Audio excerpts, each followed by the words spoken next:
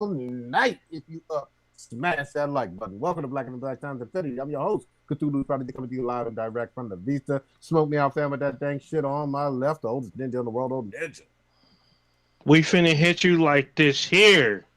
One hand on neck, one hand on frontal. Leg up. Mine. Leg up. My far right. Engineer on the ones and twos, talking through all the threes and fours chronos. That dude has something to say. Man, if I wasn't sober, I would definitely take a drink over what you were just talking about. This is my last week, though. Only a few days left of Sober October, and then I can, no remember November coming up.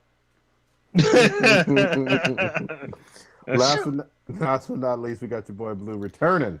Having a sick kid make you want to go out and buy a pack of Newports. Damn. Not come back, huh? Damn. In the wind. Mm-hmm. All right. I can't deal with it. Welcome back, Blue. Kronos, you usually got some statistical awesomeness to drop on us. Yes, I have the statistics. Listener of the week would be Commandor. I don't know who that is, but listen a few times. That's awesome. Thank you very much. That's a cool way to spell Commander. Pretty sure that's what you're trying to say. It may. The way you said it made me think of strong door or whatever. Strong bad. No, the dinosaur thing that he drew with the arms. I think it was strong door. Yeah, that guy.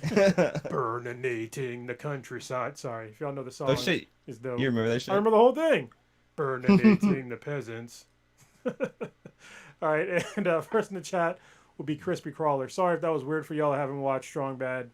Watch the Trog. Just look up Trogdor on YouTube, and you'll see it's a pretty good rendition of the song. Just saying. It's professional. Good shit. I want to see if it's a site still up.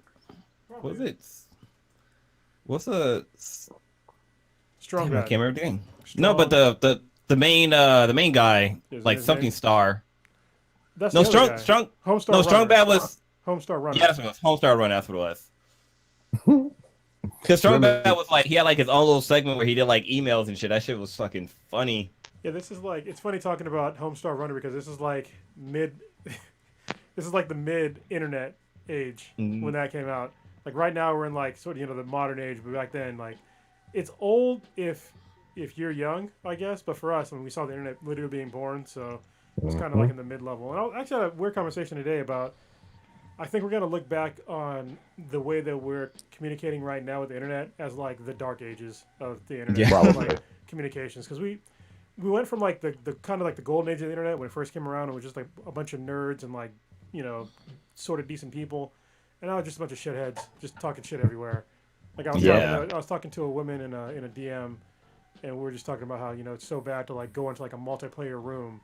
It's if you're black or a woman or if they figure out if you're one of the quote-unquote others, man, they just drop all kinds of hateful bullshit. And it's I don't do multiplayer anymore because I'm tired of N-bombs and, just the vile nonsense that comes out of these kids and people's mouths that they would never say in person.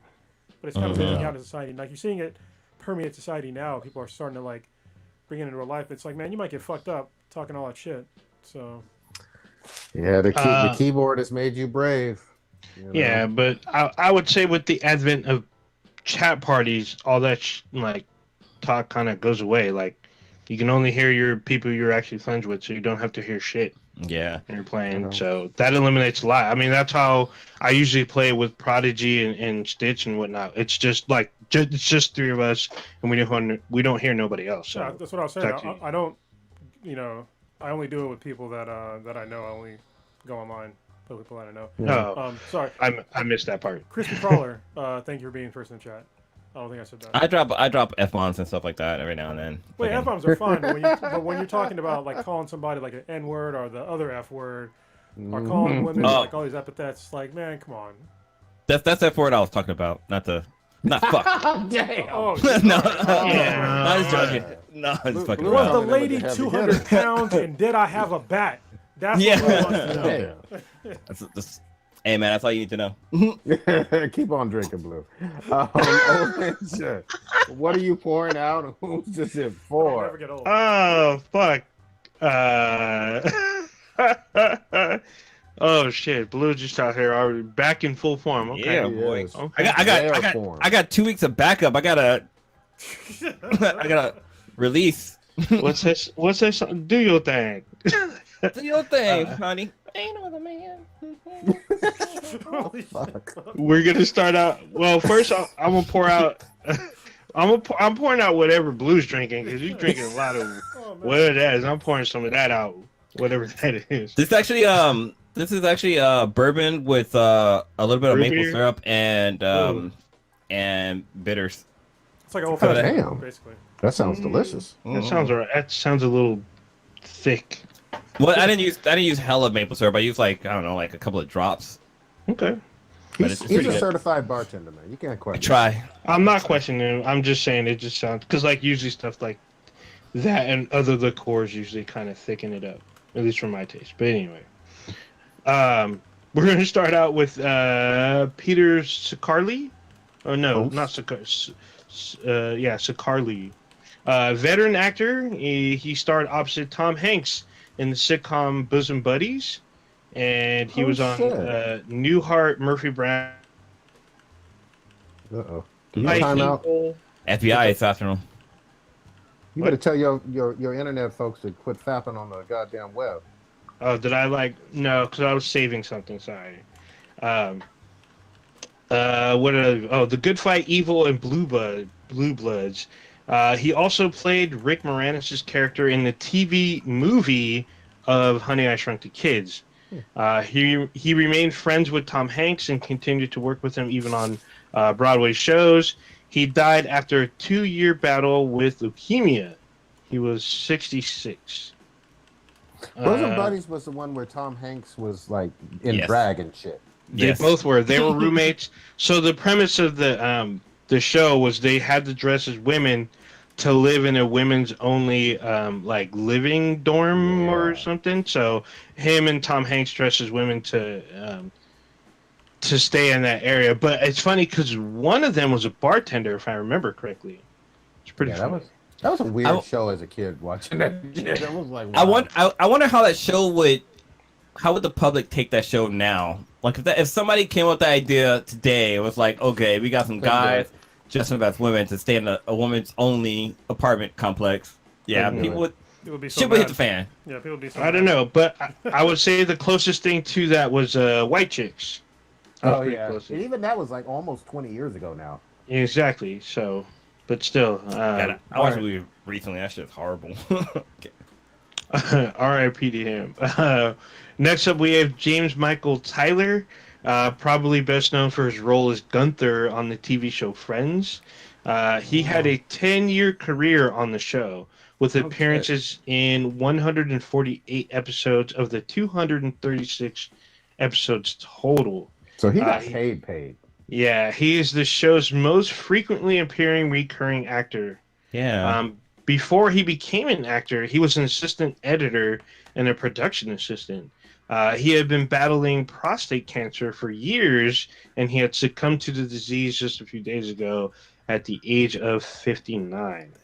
Dude, his character was thirsty for Rachel. Yeah, that's all. And he was a barista. Yeah. So, never next seen up, episode of Friends. but yet you know he was 30. Well, I've never seen Friends either, but I knew he was a barista because of my research. So there you go. Next up, we have Joanna Cameron, best known for her work on the DC Comics-based Saturday morning series The Secrets of Isis. During her stint as the character, Cameron also appeared on the show Shazam, starring opposite Michael Gray, who played Billy Baston. In the 1970s, she held the Guinness World Book of Records for having appeared in the most TV commercials than anyone else at that time, which was 105. God damn. Her series, The Secrets of Isis, premiered in September of 1975, which precedes Linda Carter's Wonder Woman, which debuted November of that year, as well as Lindsay Wagner's The Bionic Woman, which premiered in January of 1976. She died of a stroke at the age of 73 in Hawaii, where she had been living for the rest of her life. Does the ISIS show a superhero show?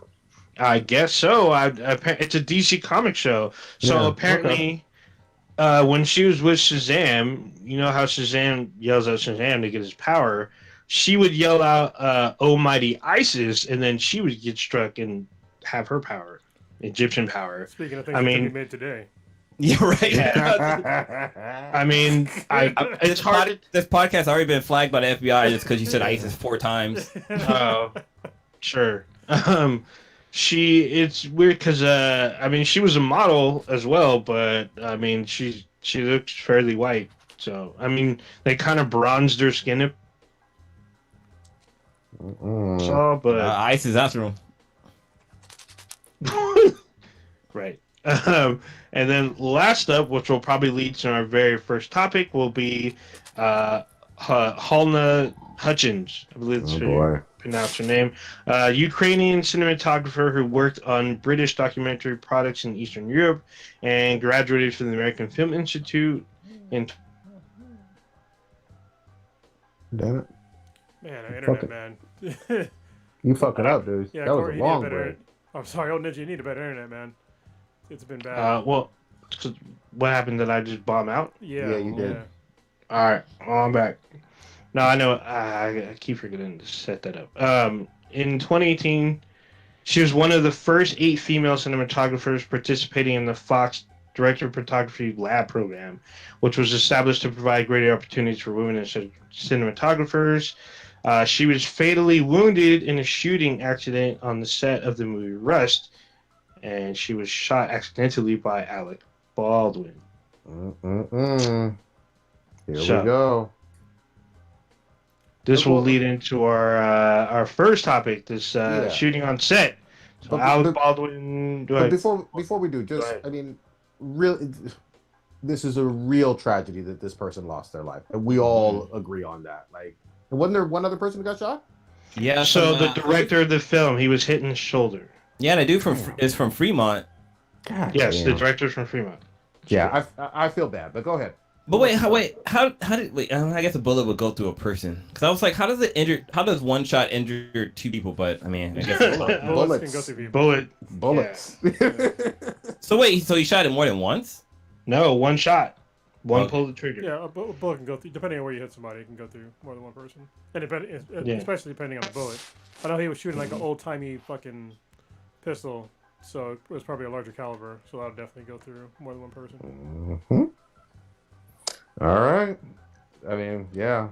This was... Let's take a shot at it, guys. Here we go. Yeah, this was hugely... This is a huge issue. My goodness, Stitch is we got here. Stitch in here. Well, Wait, what? He hijacked coming on in. Hijack. What up? Dude, Sorry to right interrupt. on time. I tried to get in on time. I'm a little bit late, I think. Oh, you're in your... Fuck it, man. You're in your Jeep? We got... Oh, are you in the backseat of your Jeep? I'm going to play some LL Cool J. Some R. Kelly? Yeah. No, LL Cool J, backseat of my Jeep. Wasn't that... Yeah. Are you yeah. driving? You driving, Stitch? No, I just got off work. I had to stay late. Today was like my Friday or whatever. But I was like, well, I looked at my watch. I was like, well, fuck it. I was like, let me just pull over, chat for a little bit, see what's going on, catch up with my boys.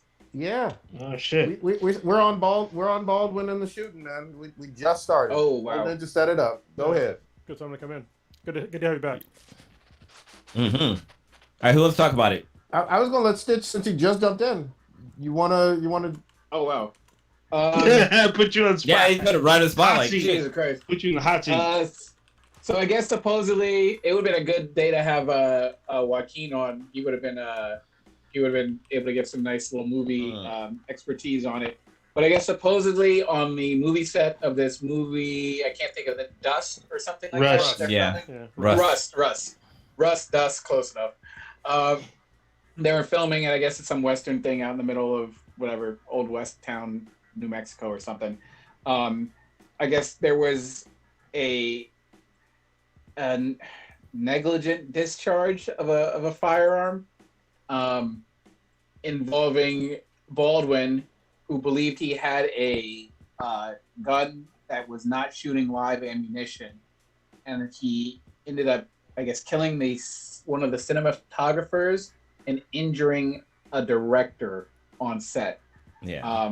It was reported there was a lot of sort of loose terminology going on in terms of it being like a prop gun or a dummy gun to it being like a cold gun, which when it came out, I know Cronus and I were kind of doing a little bit of research on it to try to figure out, it's like, well, how did this sort of happen and everything? Because obviously with military background and then with my line of work, there's a level of like checks and balances that go on anytime you're doing anything with like firearms or like live ammunition. And for the most part, that's how it's operated with on set, on Hollywood camera sets. Now, there are obviously history of certain mistakes that has happened with Brandon Lee and other various incidents where live ammunition or I guess the blank ends up injuring people. But it appears that after the investigation, the gun was actually loaded with a live round. Yeah.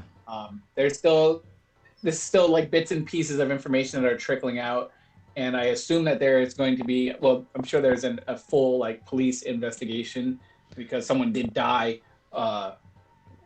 as a result of what happened. So we'll find out the actual statements and all the evidence at a later date. But that's sort of what we have right now. So I remember with Brandon Lee that like that was a freak accident. Basically, from what I remember, the gun had blank bullets in there, and when they shot the first round, I guess some of the debris got stuck in the chamber. So when they shot the second round, it actually projected that shrapnel. There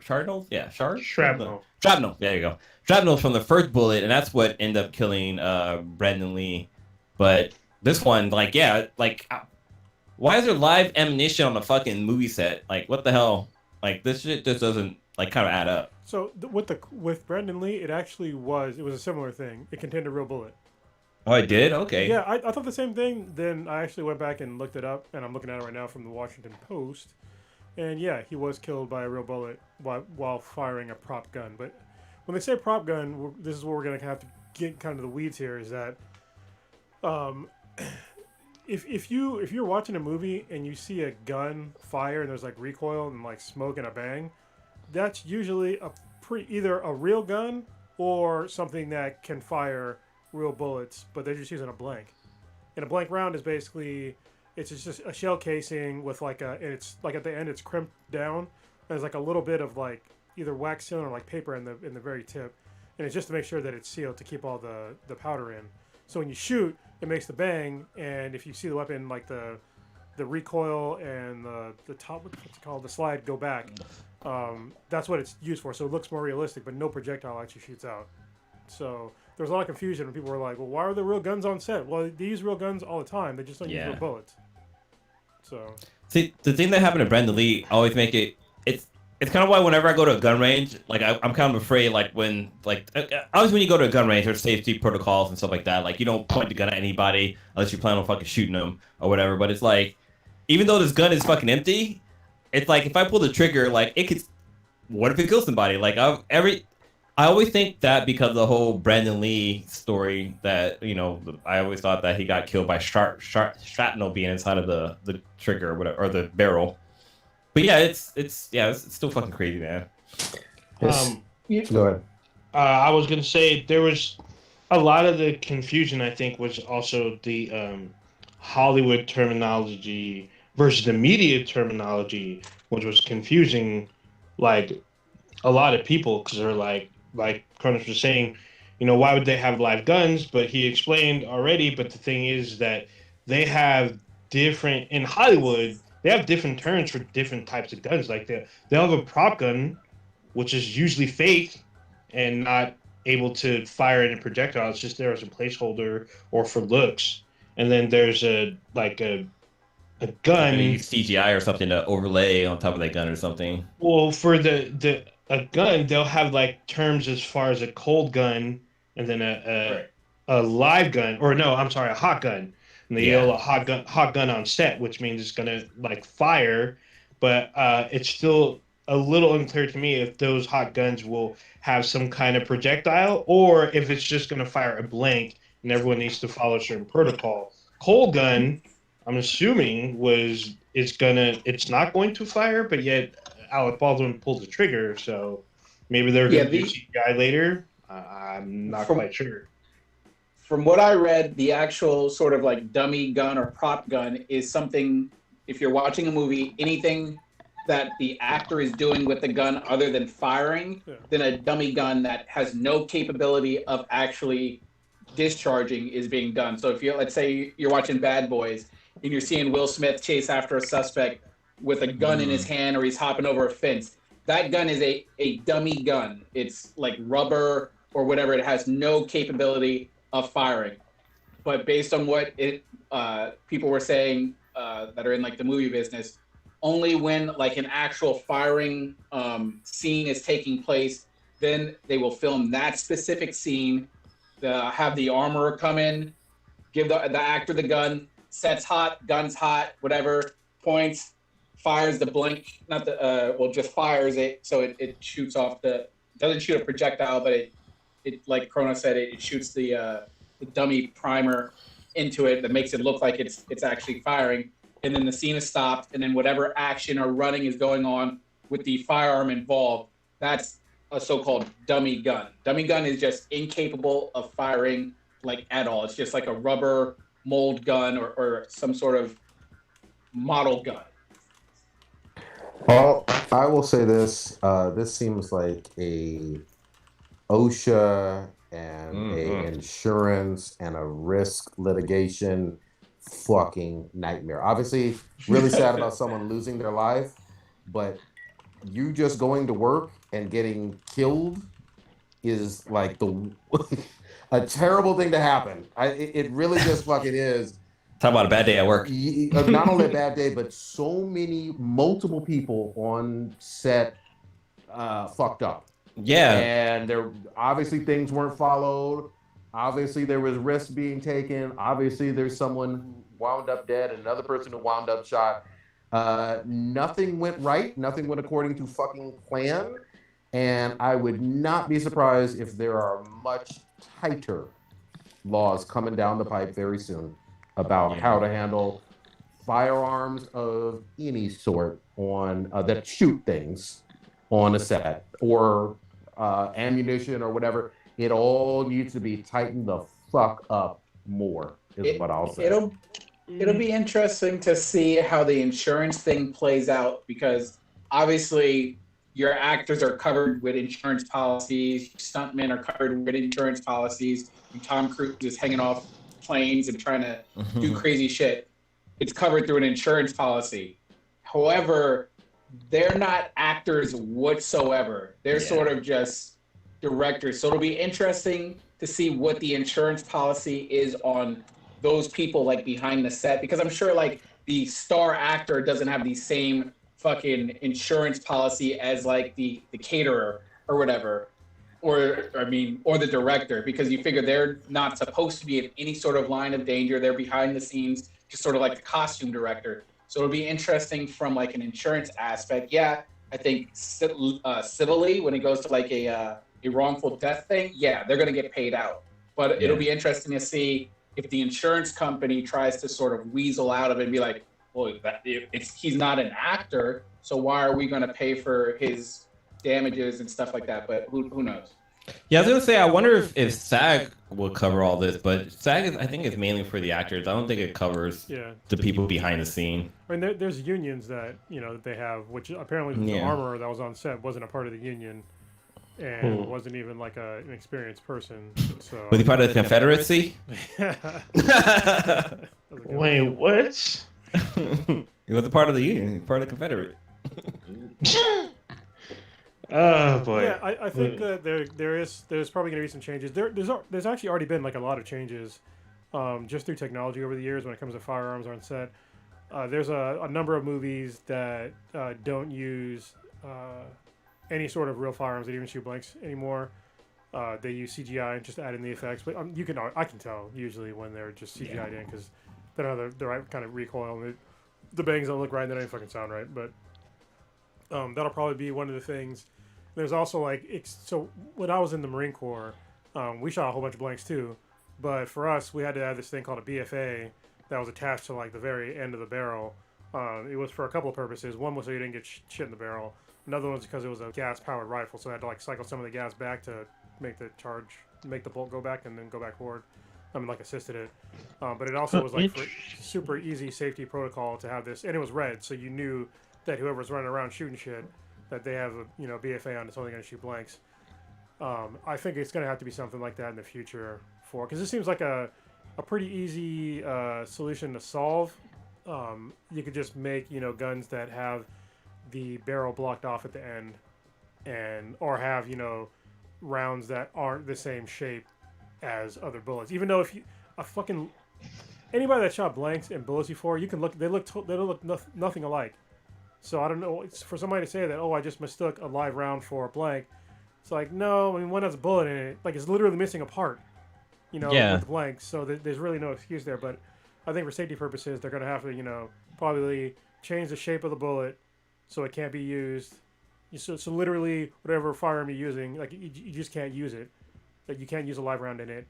And just for an added security, put some sort of blockage in the actual barrel of the firearm. I think with those two things alone, it should probably negate most of the shit, or just got to use CGI, I guess. So yeah. Those are good options. I wasn't aware that you use gas-powered weapons out there. Like that's interesting to me. Well, it's not. It's called gas-powered, but it's only because when you shoot gases, it get expelled, right? It's part of the things that helps. When you shoot a bullet, you ignite the primer, the gunpowder blows up, and then there's gas that's expelled. And so what an M16 does is there's like a little port in the barrel. I think it's in the barrel, but it'll recycle some of the gases back to the bolt, so it helps things like move back and forward. So it just helps it cycle better. So if you shoot a blank in a normal M16, like it'll shoot once and then like nothing really happens because there's not enough momentum for things to cycle properly. So yeah, what kind of sucks is with Alec Baldwin, like the fact that he knows that he took somebody's life. That shit's got to be eating the fucking away at his soul. Even though it was an accident, it's like, damn, like you took somebody's fucking life. Like holy shit, that shit's got to be hard. Well, I was gonna say he's a producer on the film. Yeah, so he's kind of responsible for this too. He's got some responsibility to kind of weigh, unfortunately, because I mean, to go a little deeper into weeds, from my understanding, there's like before a weapon that is able to fire a blank gets to the actor, it's supposed to go through the hands of 4 different people that check it before it even gets to the actor, and then when the actor gets it, they're supposed to check it before they fire. So there's like the armorer, I guess the director of photography, I believe, and then like a master at arms. I guess there's something that's similar to that, and then the actor. So each person that goes through, they each open the weapon, check the ammunition, and then clear it, and then give it to someone else. Same thing, same process goes by: open, check, clear, pass. And then finally the actor gets it, open it, check, and then they're escorted to their markers. Everyone is like, oh, clear the way, hot gun on set, But I mean, I understand it was cold gun, but still, it's still supposed to go to do a bunch of checks. And being a producer on that film, he's part of that chain of command, so he wears part of that weight. So I can't even imagine what kind of predicament he's in, what he was feeling at the time, what he's going through right now. If that were me, I'd probably be in a bit of isolation, maybe talking to shaman and priests and rabbis and whatnot. Like I'd be in a room full of candles. Lawyer I'll talk to on the phone. Johnny Cochran. Johnny Cochran's dead, by the way. Hey man, you Ouija board. Oh, God dang. But yeah, it feels like there's a lot of finger pointing and stuff like that. I mean, at the end of the day, it wasn't an intentional shooting. It was an accidental shooting. Everyone was, was yelling at each other. I mean, we need to respect the fact that people were injured and then someone lost their life. Let's kind of roll it back, and then we can point fingers later. I mean, there is the conspiracy that this person was kind of, pushing people's buttons, basically talking about like, what the fuck? this and that. Like, I guess there's, I can't remember what the article said, but like she was complaining about how things were being done on set. Yes. Well, they were going on strike. It wasn't just her. Like the whole, whole crew was going on strike. But so that ain't no reason to get shot. Like, what the I don't know, man. Well, but it is true though. That, like there was a strike that was planned for that day, and they ended up coming to an agreement. But there still wasn't proper staffing. You know, when they were there, and there was multiple, I guess, accounts of other safety issues on set. And that's what led to the strike. Yeah, was going to lead to a strike, but yeah. So I have the order actually. Quan just sent me the order. So it goes from prop master to the armorer to the first assistant director and then to the actor. That's the order. Each one does a check clear, or check clear pass. And it's supposed to be, from what I understand, each check has to be a documented check. Yeah, before it's passed. The only thing I just want to clarify, just to be really clear, yes, this woman lost her life. Feel bad for her. Feel bad for her family. If they were gonna go out on strike, and there's other movies filming right fucking now, we would be, you know, and the strike, the potential strike was to blame, then we'd see other incidents like this all the time. This is a rare thing that happens, and so I don't want to say, oh, they were about to go out on strike, therefore this incident directly happened. I think more than likely this was a reckless ass set. Yeah. That's what it sounds like to me. I don't think it was, oh, we were about to go on strike, therefore I wanted, you know, someone to lose their fucking life. Nah, I'm not going with that. Oh yeah, no. This is definitely a negligence on set. You know, there was a mischeck and someone ended up losing their life because people want to cut corners or whatnot. So, and like a lot of times when like somebody dies on a set, it's just because of some stunt that went wrong. Like, yeah, it is usually stunts. You're right. Yeah. That's a good point. Some timing was off, the car was supposed to explode like 10 seconds later or something like that, but ended up detonating right away.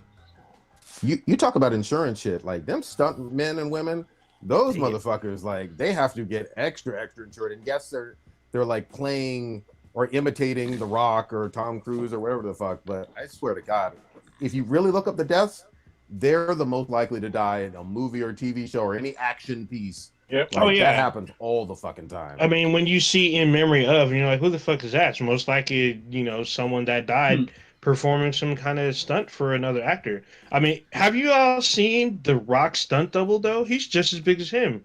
He's fucking huge. He would have to his cousin. Yeah, I mean, but still. You couldn't have Rob Schneider being his stunt double. Well, I was just looking right now, and like some stunt person died on the set of Deadpool. She was the stunt double for Zazie, which is Lucky in the movie. Domino? But she died in a motorcycle accident. No. I think Zazie was Domino. Yeah, she was. No, I know Zazie Beetz.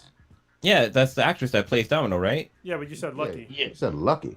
Oh, well, her power was that she was lucky. That's what it was. Yeah. I couldn't think of her name at the top of my head right now. I thought that actress lost a limb, not her life. I think of a different one because the actress that lost a limb, she was definitely of the pale variety, and definitely she was Caucasian. Zazie Beetz is stunt double would have been brown. Oh damn! It says she was performing her first stunt when she was killed in a motorcycle accident. Damn. Oh, and remember, I will say this too. Last week we talked about possibly reckless ass sets. I mean, remember the allegations from the Batwoman, Ruby. Oh yeah, Ruby Rose. Yes. So things possibly happen on set. I wasn't there for that one. Nobody lost their life or whatever. But if what she said was true, then some wild, unethical, foul shit was going on, and it was dangerous because. Didn't she get injured too on set? She had a back injury, but I don't know if that was an on-set injury. That might have been her own personal thing. I don't have the facts on that, but I know other cast members have shot back at her, and one of them was the guy who plays Batwing. I can't pronounce it. I always think his name's Cadmus, but it's not. The motherfucker's name Batwings? Batwing. Oh, okay. Yeah. And then It's called Teabag. What are you talking about, man? oh, God dang. And then the actor who plays her father on the show, DeGray Scott, she was shouting out at him, saying that he was being inappropriate, and he called her out. All that stuff never happened. Like, most of the time, I wasn't even in the room with these people that you're claiming with. And the other guy, he was like, well, she was fired. He's all, it's hard to get fired as a lead of a show unless you're Yeah, what fucking the hell? up. So he clapped back at her. So it looks like now people on set are coming at Ruby Rose about what happened. So I am still inclined we'll to believe see. her because nobody is directly contradicting what you said about her coming back on set after 10 days of being in the hospital. No one- or about the person who got seriously injured, on set. Like, nobody's talking about that. They're just like, they feel personally attacked, and it's like the other things that she said, nobody's addressing. So I'm inclined to believe her. I don't know what the fuck happened, but there's some serious fucking allegations. You know what I mean? I don't know what's going on set, but CW got a whole bunch of actiony superhero shows. All I'm trying to say is wild shit goes down on set, and sometimes, depending on who's making that movie or TV show, some things that aren't supposed to happen clearly do happen. And then last thing I'll say too is, man, when Brandon Lee got killed on the set of The Crow, like, this was pre-real internet. And so all it was fucking rumors and shit. People were talking about, the Triad took him out. It was people who hated his father. Oh, the curse, the family curse. The family curse. I mean, do you remember how much fucking just like speculation was going down at that time? It was wild as fuck. Oh, it was wild. And then when you see the movie, everyone's like, oh, he's in it. But it's like, oh, no. They had to use CGI to do, like, I was watching behind the scenes, and, like, they showed him moving across the screen, but they would cut it and paste it to where it looked like he moved from left to right when he only went one direction. And they had to do, like, all kinds of stuff, like his face, and graft it on other people. It was, like, crazy shit. And at the time, They didn't it graft was his cutting face on other edge. people. It was just makeup. Back then, they didn't have CGI on this level, man. Back then. Well, according to them, I mean, well, from what I saw, they had some crazy CGI going on. No, this It was like it's super early 90s. Yeah. Though, Yeah. and this was not a super high budget movie either. No. So go back and watch the original Toy Story and then tell me how good CGI was in the 90s. Anyway, one last thing I want to say about this Alec Baldwin thing is that the amount of scumbags that came out that were just like making fun of him for accidentally shooting somebody is just like, these people are just, I don't even understand like their mindsets of just constantly like just badgering this guy about, being anti-gun, but then accidentally shooting somebody. But it's like, your point is really, doesn't even really make sense. You could be anti-gun, but still play with pretend guns in a show. It's like saying that because you're playing a Nazi, you're acting a Nazi in a movie, that you're pro-Nazi. Doesn't make any fucking sense, right? I mean, come on. Like, I don't understand these clowns that come out and they're denigrating this guy when he went through a horrible tragedy. Like, he didn't do it on purpose. People want to talk about, oh, he should have checked, blah, blah, blah. No, because there's people on set that are supposed to do that for him. Like, that's what, if somebody gives you something and they say that there's no live bullets in here, you're supposed to trust them. There's all kinds of trust that you should have when it comes to stuff like that on set. And so there's a little bit of, I guess, responsibility on him, but it's not very much, because when somebody gives you something and they tell you that it's this and not that, it's like if somebody hands you a glass of water, like, here's some water, but it's full of fucking cyanide. Is it your fault that you drank the cyanide, or you gave the cyanide to somebody else when they told you it was water? No. So they just want to attack him because he had, salient points about gun rights, and he didn't like the last president. So they want to be like little catty children about this. When this guy, I can't even imagine what's going through that guy's mind right now. Like, I feel terrible for him, and obviously for the family of the woman that he killed. It's terrible all around, and people just to be so flippant about it. It just shows how far, people have fallen when it comes to just basic human decency in America. Just anytime you can fuck with somebody, just because you can, no matter what tragedy happened, if you can fuck with them, they'll just do it. Yeah. Like, who have you sold your soul to? If you believe in a soul, who have you sold your soul to do this? I got one other quick question though, and I know we've done a real good discussion here about firearms and movie sets and everything. So maybe I just don't know enough about movies, but for like melee weapons and things of that sort, I'm automatically always assuming that they look real, but they're not obviously real blades of any sort. No. So with swords and daggers and all that other stuff, it's just as fake as I think, right? Or Yeah, because I mean, even with swords, there's two obviously beyond the actual danger part of accidentally stabbing somebody with a fucking sword. yeah. When you see a sword fight scene, like all those blocks and shit like that, like you would never do that in a sword fight. Exactly. Like you would just fucking be sword immediately. Like, like it'd be 2-3 slashes and your sword would be totally screwed. So that's not the way that most real sword fights would occur. So yeah, movies are fake. Yeah, there's only one movie I know that used real swords because they wanted that authenticity. That was the last Three Musketeers, because the kid, Percy Jackson kid, he was at WonderCon, and someone had asked him, what they're doing. He's all, we use real swords. Like when you see the swords connect, they're sparks. Those sparks are real. That's us hitting these swords. And they worked with like fencing. Well, you can listen to his chat. I was there in the crowd when he was talking about. He People can say say that it's words. real, as in they're made out of metal. Yes, and that would Yes, but they're not trying to kill each other. Yeah. Are they sharp enough to, like? I mean, you can clamp metal together and it'll spark. Yeah, I don't know if they were actually cutting, but they used like swords, that real metal swords. I don't know if they were like What? Sharpened. As opposed to what? No, Plastic? they probably weren't sharpened. rubber. Yeah, it's probably unsharpened. Yeah. But Unsharp, I can believe. It's like hitting two baseball bats together or something. I get that. it made me think of like sex scenes in movies, because like all these sex scenes are fake. But there was that one with Shia LaBeouf where apparently they really had sex. So that was fake too. So what they did is they CGI porno stars bitch together. No, I think even Shia LaBeouf came out and said he had sex, and his girlfriend at the time got mad at him for it. We're believing Shia LaBeouf now? Is that What the fuck is happening? Yeah. Yeah, that according to the director, that was shot with the sex scenes were shot with pornographic actors, and then they CGI'd that shit onto the A-list actors. Movie sex isn't real sex. Just grinded. Like, It's like watching scissoring. yeah, you know what I mean? Unless there's fisting, it ain't real. Whatever you do, do not look up real sex scenes, because that will just take you to all the good avenues. Hey, stay off the X Hamster, man. God damn. God damn, we going in. Actually, Sex Hamster isn't even in the top 5. I told you when we started, one leg up. Wait. So I looked it up, right?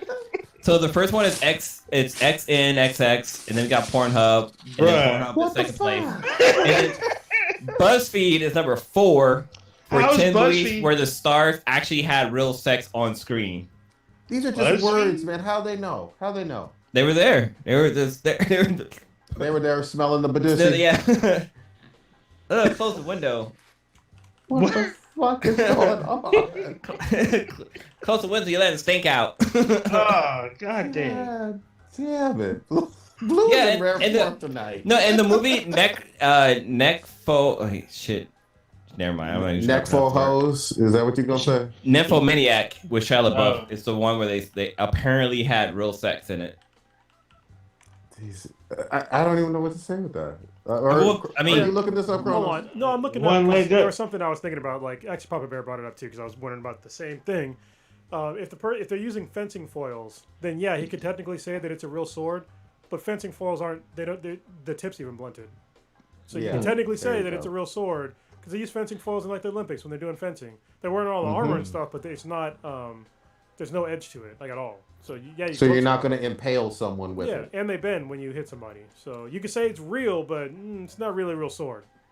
But wasn't somebody actually pierced by one of those fake swords? We just Like, I'm asking pretty sure- questions. I'm pretty sure if the tip falls off, it's gonna, Yeah, If the tip falls off, tip it's not good is sex. flat, not pointed, and protected with a rubber cushion. If the tip falls off, you need gas station dick pills. Yes. God. No, you need something more than that. It's more like from The Fly, where if the tip falls off, you're screwed. Oh, damn. That's when you change forms. Shit. Let me take it to something wholesome. God damn it, we going down into the fucking gutter. So no more dick pills. Yeah, no more dick pills tonight. We got Stitch back. God damn it, wholesome shit. He kept promoting the Wonder Years, the brand new one. Yeah, finally started watching it. Yeah. Yeah, I started watching it. This shit, my whole fucking family loves it. It's like black excellence, and you know what's his name? Rhodey is voicing it, and I think it's pretty goddamn good. But the original Rhodey. Oh wait, no, he's not the original one. No, it's not the original. That's Terrence Howard. That's the main. Oh, could you imagine if he actually did it? Like, oh, what's up, man? You know, my back was against the fence for this show because the old school Wonder Years was like, you know, well, the shit was my shit, but you know, I hear nothing but great reviews about the new version, the black version. Don't go on the internet then. Oh yeah. The internet, basically every review of the Wonder Years, the new one, it's every single way you can not say I'm racist. like every single way of like basically saying that yeah I'm racist but with other words. Mm-hmm. So, every sentence ends with I have a black friend. Anyway, Stitch, go ahead. Wonder Years. The show's really good. We sort of I remember when we talked about it a little bit when they announced that they were gonna do a new Wonder Years, and I think we were all pretty much a little bit apprehensive about it. I sort of kind of became a little bit more open to it when I saw that it was Fred Savage that was, I guess, sort of running the entire, or I guess had a big hand in the, So it was good to know that he's not going to, he's going to treat this property that essentially made his fucking career with care, and he's not going to just turn it into some dumbass spin-off that just is going to suck, because I love the Wonder Years. Wonder Years is one of my favorite, probably top 5 to 10 all-time TV shows that I watched like growing up. With this one, it's really cool because it's not just like, oh, the black Wonder Years or whatever, and they're just like swapping out characters and just putting in black people like how they sort of do for Ghostbusters and just making fun of Ghostbusters. But this one, it actually does an amazing job of setting the time period and what was going on in America. I believe they're in Montgomery, Alabama, during the 60s. And it's really amazing, just like how they did, I believe it was like early or late 60s, around the 70s, when the Wonder Years, the first one, went through. This one goes over a bunch of great stuff that I wonder if like people that did, I don't want it to be like if white people will get all of the references that are talked about, but there are a lot of stuff where it's just like, yeah, that might need to be explained to like a white friend or whatever if they didn't pick up on stuff that they're hinting at or talking about. And they do a great job of not like of being subtle about it, where it's just like, oh, that's Easter egg. I know what they're trying to say about that. It's just like really, really good. Yeah, it's funny, like all the verbiage that they were using. It's like, yeah, my parents definitely said all of that shit. You know what I mean? Mm-hmm. In one form or another, you know, it's just like, man, be cool. Yeah. It's just the show is just it's really well done. I'm actually caught up on it now. I think it's only 5 episodes out, but yeah, it's go ahead. What network can you watch it on? I think it's Peacock or NBC. NBC, I think. Yeah. Oh, I thought it was ABC. Is it ABC? Shit, I'm wrong. Maybe it is ABC. It's on like Hulu, but it comes on like on Wednesdays and stuff. So I have it's like set on my like DVR. But yeah, and the father, I can't think of the father's name, the actor that plays the father, but he's really good. Yeah. But he plays a really good father figure. He's like the jazz musician, and like even when his son was like messing up their fucking jam session, but like just whatever jumping in and doing all kinds of dumb stuff, it was really good. Yeah, man. Yeah, so the dad name is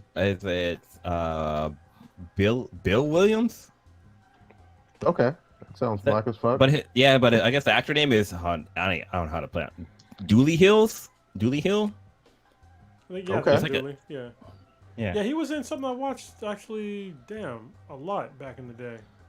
Mad Men, was it? Was he in Mad Men? He was in Psych.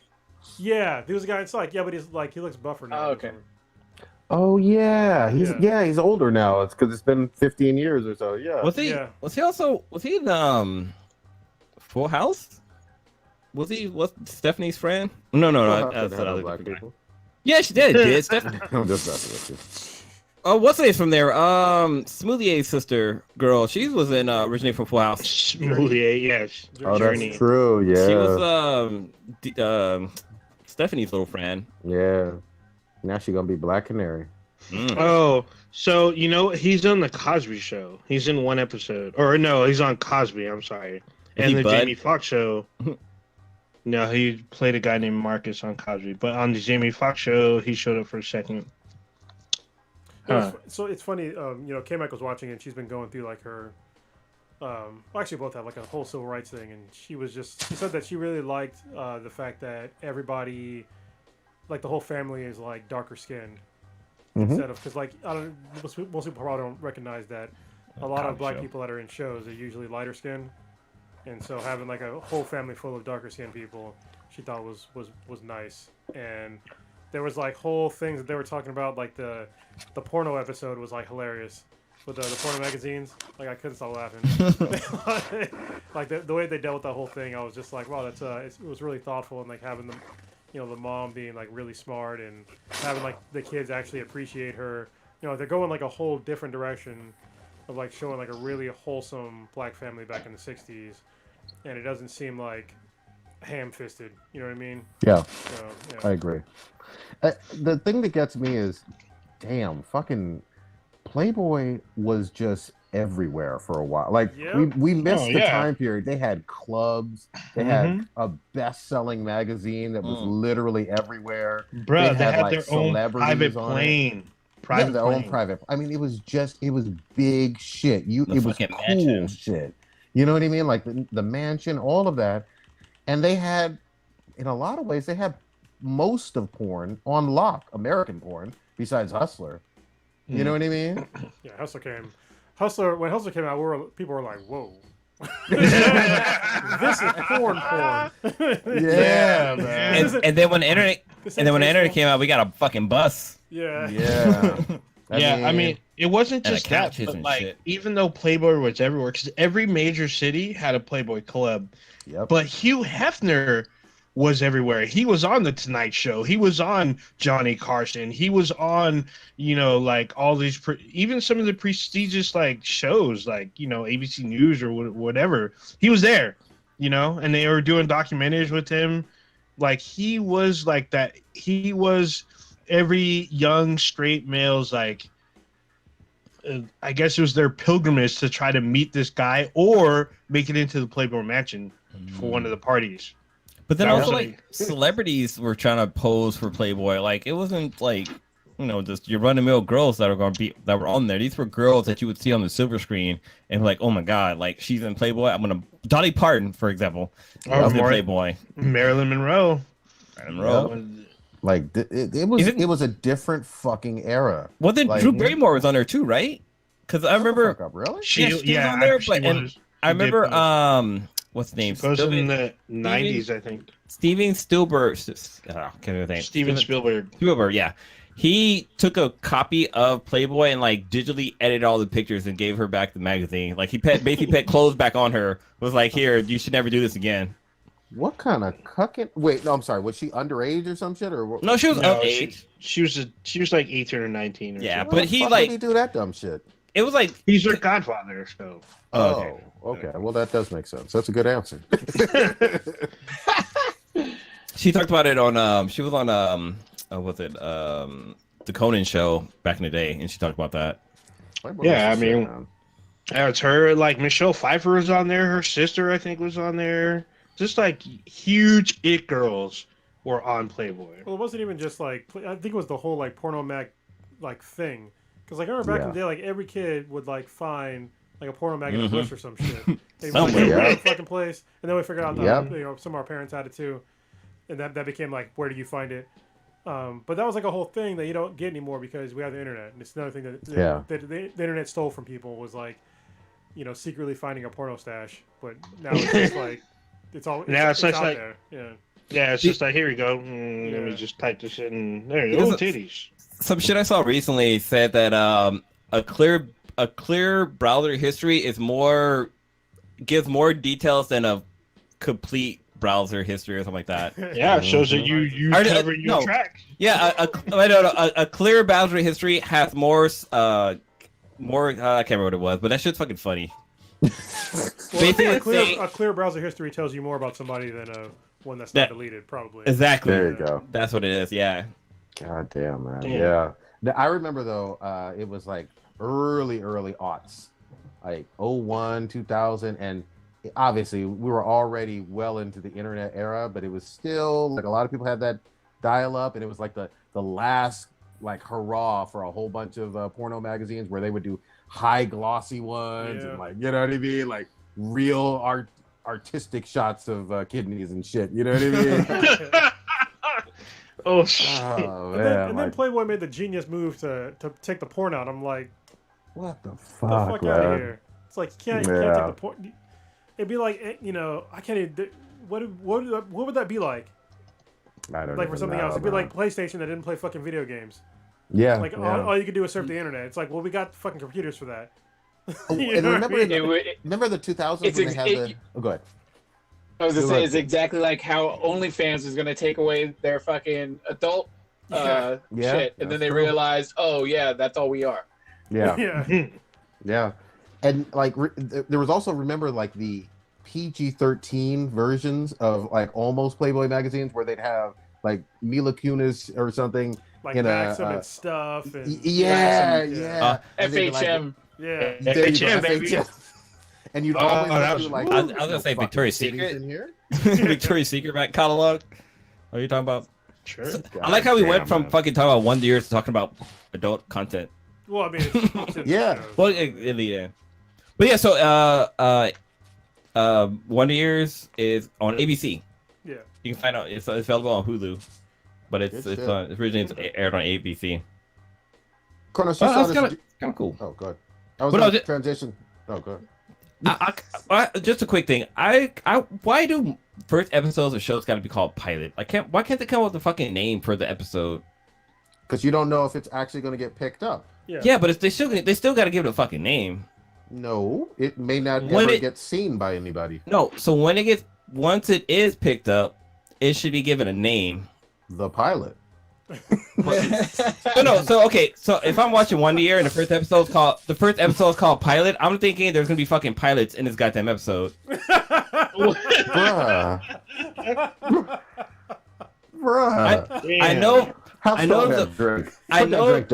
know the reason for the name Pilot, because that's the pilot episode, but I'm saying that once the episode is picked up, they should give that first episode a fucking name and not just pilot, because every show first episode is called pilot. Like, they need to give it a name. Like, the first episode should be called First at Bat because the kid plays baseball. But you know what everybody would call it, Blue? What?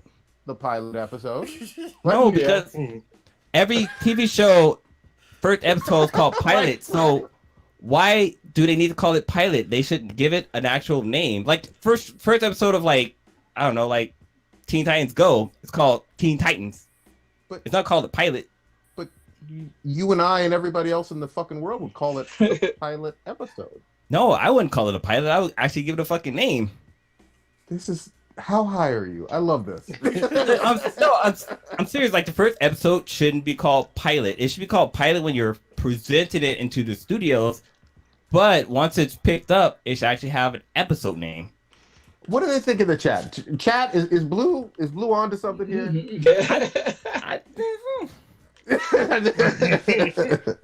Maybe I'm not high enough. God damn. I mean, there are some that poll out there. Some of them have they do both. It'll say pilot / an episode name. Sure. I've seen that, but I mean, most of the time. So the first episode of the original Wonder Year was called Pilot. There you go. You didn't have no problem then. I didn't fucking know, because the internet was there to tell me that episode had a name. God damn it. All right, Kronos, I wanted to hear, I know you saw Dune, right? Yes, I did. Big sci-fi one. Yes. I think on HBO Max. Tell us about it.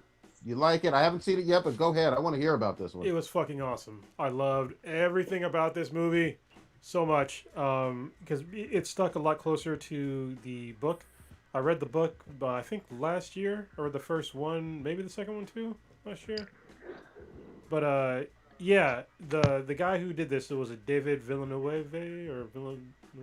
I don't know his last name. Oh, Something like that. Dennis, yeah, Is it something. Dennis, yeah. He's a fantastic director.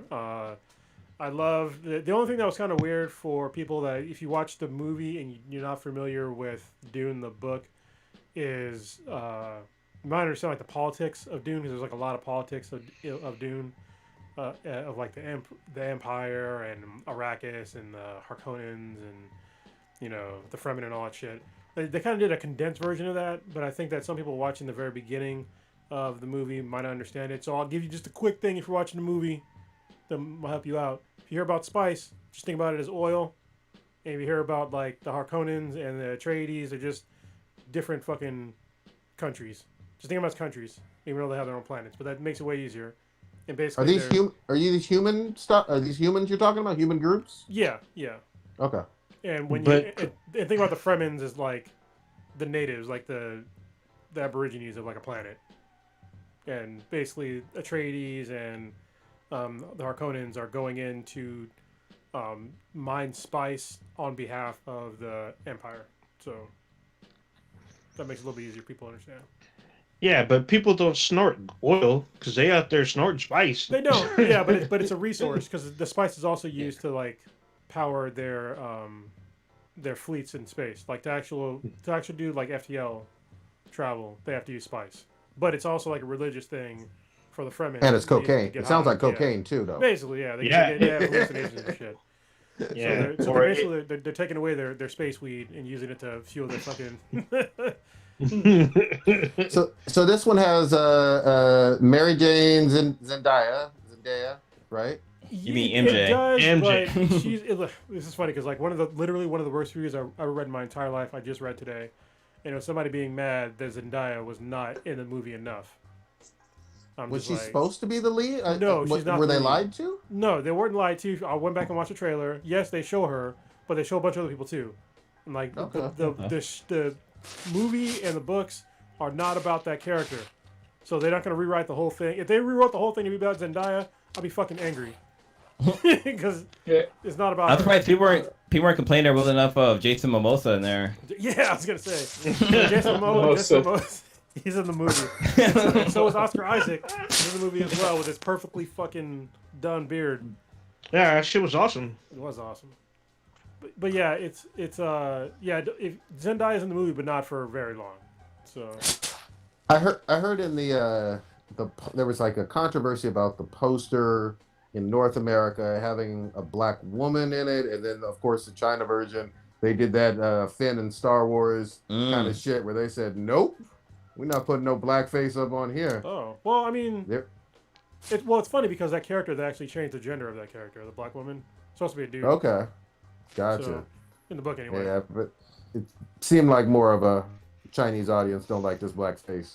Well, yeah, they don't like type of America in situation. general. So yeah. Yeah. I wouldn't be surprised if they didn't like black people. Yeah, because they did that shit with Force Awakens and I think another Star Wars movie. Am I wrong on that, old ninja? I know Force Awakens for sure. Maybe The Last Jedi, and then it's not the only movie. There's been numerous films where the darker person's out of the Chinese and also Japanese posters as well. With the China poster, they removed all the black people because it wasn't just Zendaya that was removed. There was another black lady that was in the poster, and they removed her as well. Well, there's only in the movie. There's only like 3 black people. Actually, wait, no. So and one Zendaya's of them still in one of it. them super light skinned. So She passed. well, no. There's a dude that's in there who's super light skinned. Mm-hmm. And yeah. Oh yeah. Actually, Good one. Zendaya's still in the poster. It's the other black girl that was removed, the girl with the braids. Yeah, so Yeah. that's the Extra one dark. that Yeah. gender swapped, Mm. which I was fine with. I mean, the character wasn't, he wasn't that important to the story. He was sort of important, but I mean, it didn't matter if it was gender swapped and I guess color swapped, but whatever. So is this more Lord of the Rings or more Star Wars or more Firefly or Star Trek?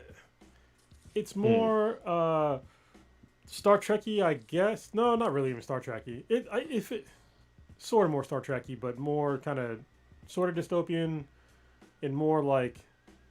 So in Star Trek, it's very egalitarian. In this one, it's all about like capitalism and colonialism and imperialism.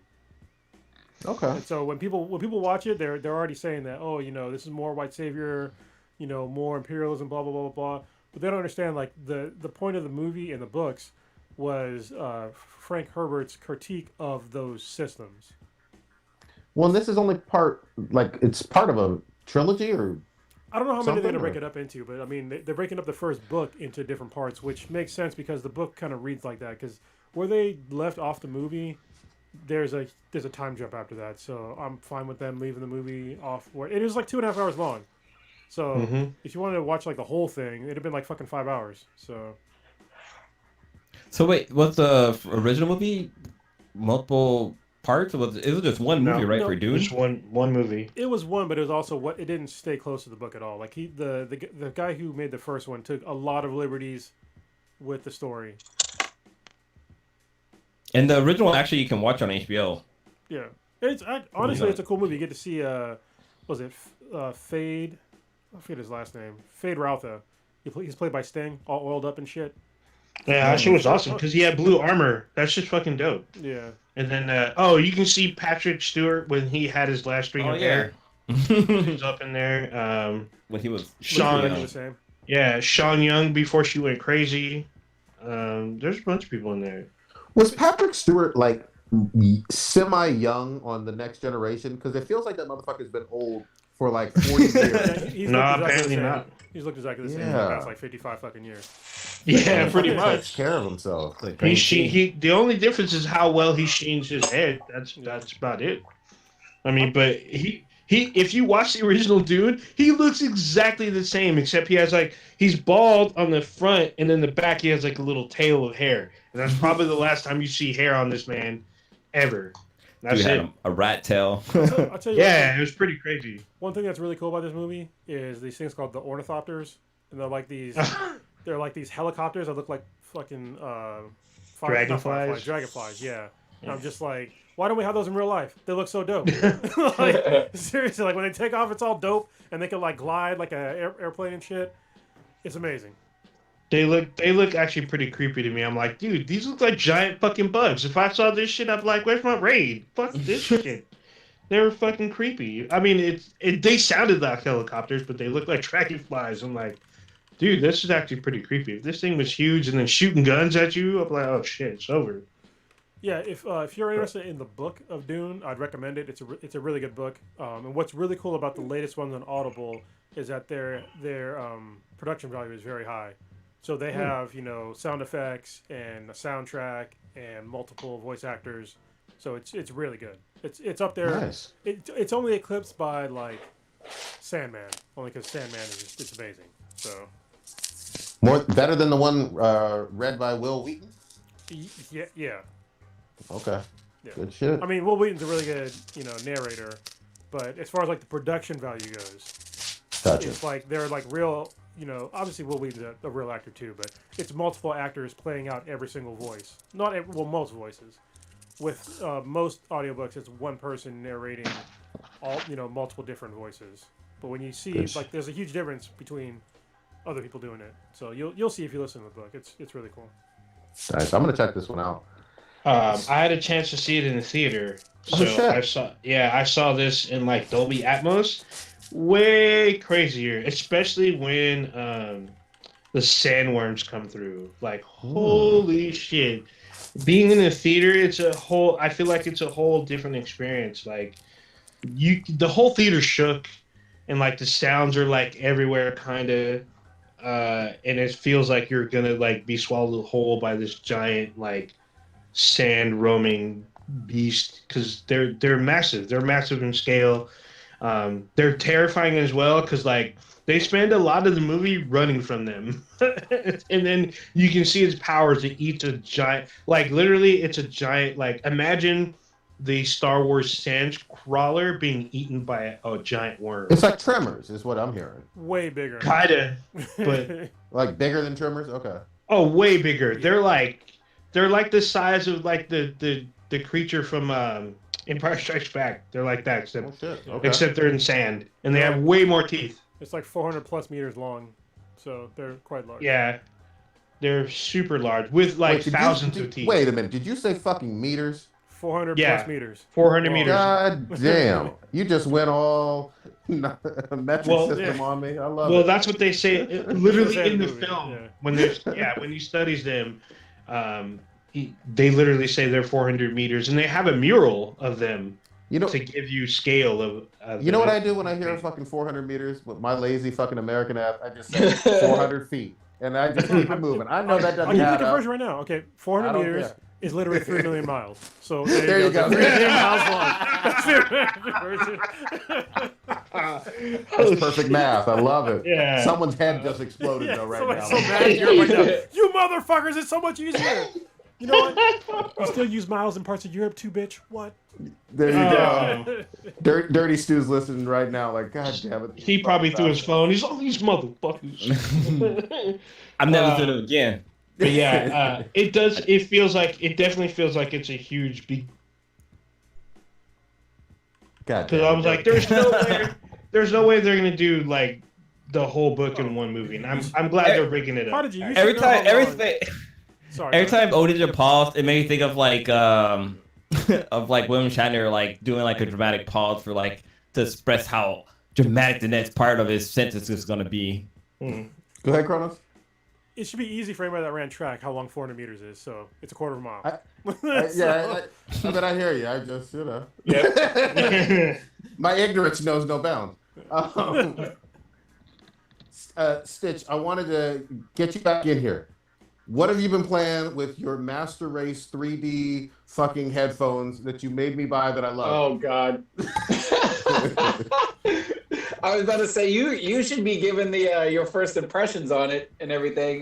Jesus Christ, I love them. We've been going hard on what's it called? Rainbow Six, and then we squatted up and did some not Ghost Recon, fucking Call of Duty. That's what we did. Yeah, Cold War. We did some zombies and everything. That was pretty dope. But yeah, I mean, I told you the 3D Pulse headsets. It's like you can't go back. It's like you hear all the footsteps. You can be like, yeah, that footstep sounds like it's 10 meters to my left or whatever. So it's really good. But I mean, you give your impressions on it. So I played the first game I played was Doom Eternal on. I was gonna say, gotta play Doom, Holy right? fuck! Your fucking heart starts pounding out your goddamn chest. Shooting fucking lines of coke. Let's do this! Yeah. You feel like you're actually impaling these fucking demons. I loved it, and it makes it feel like you're just immersed in the world. Like, I don't care like what kind of knives your kids are playing with. You know what I mean? The fact that they have prop guns. There's been an earthquake. It doesn't fucking matter. God damn. You are fucking killing demons and raising hell and shit. Like, so you're completely in it. Unless someone tapped me on the fucking shoulder or something, I was not getting out of that fucking world. So I love that aspect of it. And it truly does fucking surround you for like co-op gaming. Holy shit, this is next level.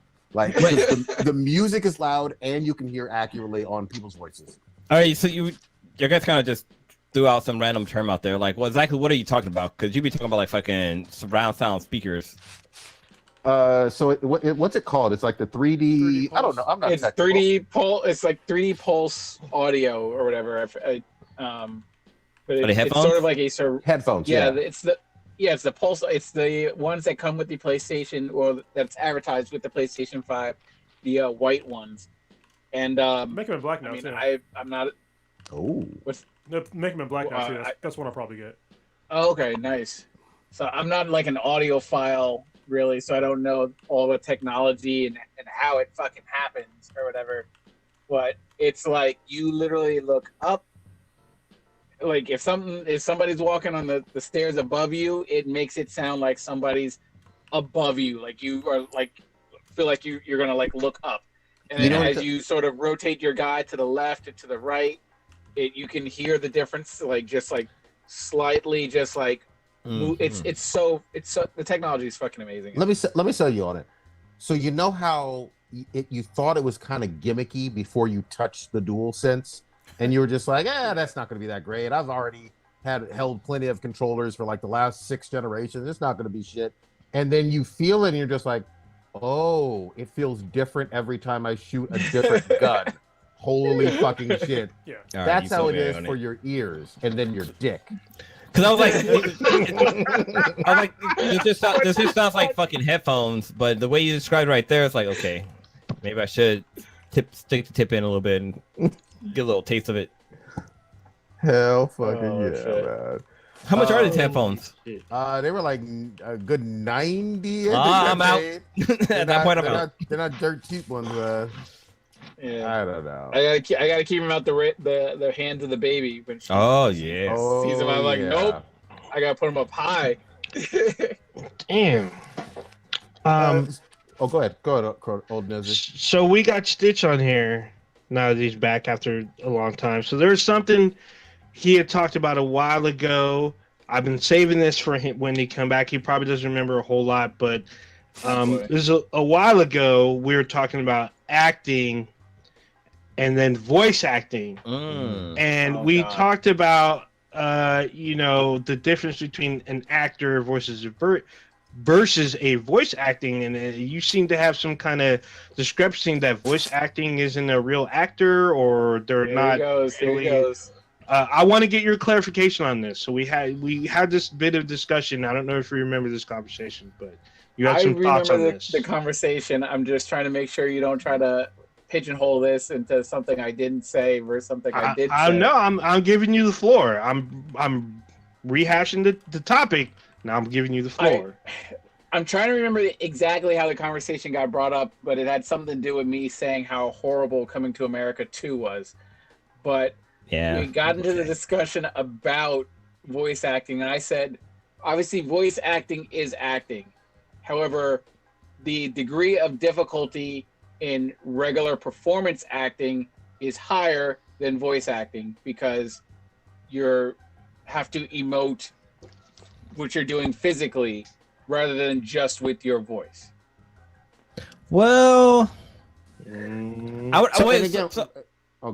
I was gonna say I would say you have to yes or no, but with voice acting, sometimes you gotta fake like certain activities, like if your character's running, you gotta kind of fake that they're like out of breath, or even like you might even physically like start running so you can get that sensation that you're out of breath to kind of give those lines. And then I believe one of the things I said to sort of summarize it, I would say 80 to maybe 80%, let's say 80% of performance actors, I believe, could be successful voice actors. Like your top tier actors, I think, would be successful voice actors. Like your Denzels, your Tom Hanks, et cetera. I think they would have no problem transitioning into voice acting roles. I don't believe your top voice actors would be able to easily transition into performance stage acting. Yeah, I think it's a harder swap from going that side of the acting spectrum to voice acting than it is from going from voice acting to performance acting. And I believe I had cited like individuals like Tom Hanks, Eddie Murphy, and so on and so on. And I believe you were trying to cite the guy from I can't think of his name, but Joel from Last of Us. Yeah, he's a great voice actor and everything. But do we know if he can really act? I don't know. Maybe he can, maybe he can't. But so that was Prodigy's example. My example was Ashley Johnson, who on the flip side, she's the voice of Ellie in The Last of Us, but she's also been in live action. As far as she's in the TV series Blind Spot, she was in Growing Pains. She's done various other live action as well as voice acting. So she's been on both sides of the. Yeah, well, if you know who. God damn, he got dramatic pause. Yeah, well, was there? Oh, that means it was cut out. So Ellie from The Last of Us, she's. I'm sure there's examples. Yes, I'm not saying it's impossible to do. I just believe that it is an easier transition, and from going from, like I said, it's an easier transition for actors to go from performance acting to voice acting than it is from a voice actor to go from voice acting to performance acting. So I would go ahead. I'm kind of against the fence with this one because, like, yeah, like there's been some big names that have done voice work for movies, but they haven't done a really good job. Like, for example, Will Smith, he did that Fish Tales, whatever, Shark like Tales? that Shark Tales. That's what it wasn't. That wasn't very good at all. But Was you he know, good in Aladdin? no, he wasn't very good at Aladdin either. Like he was. Yeah, I didn't. I Wasn't that thought live action? Paying him. that was live action. But Robin Williams did a very good job of being a genie. But Robin Williams is just a phenomenal actor. He's just the credit of work he done is like top notch. But there's been What would you say your top 5 voice acting movie roles have been? for like live action or from No, just Blockbuster. just who you think knocked it out the park and did an amazing job, I mean, Tara Strong, in a voice acting movie. Tara Strong, Nancy Cartwright. There's a bunch of dudes. Cree Summers. Yeah, Cree Summers is another one. Does great. So let me just throw this out there too, because we're excluding a whole like genre too. For voice acting, there's a whole lot of folks in the video game industry that we fucking love that we're excluding right now as well. I mean, the voice of fucking Kratos. Solid Snake, or Kratos, or Master Chief, or fucking Laura Croft, or I mean, there's a bunch of them that are iconic as fuck, and that like we've known since childhood. Even the voice of fucking Mario, you know what I mean? Like, but the whole topic is like them crossing over from doing voice work to doing acting work. But that's the thing, though. Yes. Like, I think you got to do it apples to apples. Like, most voice actors, if we're honest, not fucking all, because there's plenty of examples of people who don't fall in this category, but a lot of them are just regular looking people that happen to have incredible voices and do that extremely well. And you got to have a certain look to be in movies and TV shows. You know that, I know that. One of the best examples this will kind of give caveats to Stitch's point. One of my favorite voice actors is Kevin Conroy. He does the fucking voice of Batman. Like, this guy's voice is fucking legendary.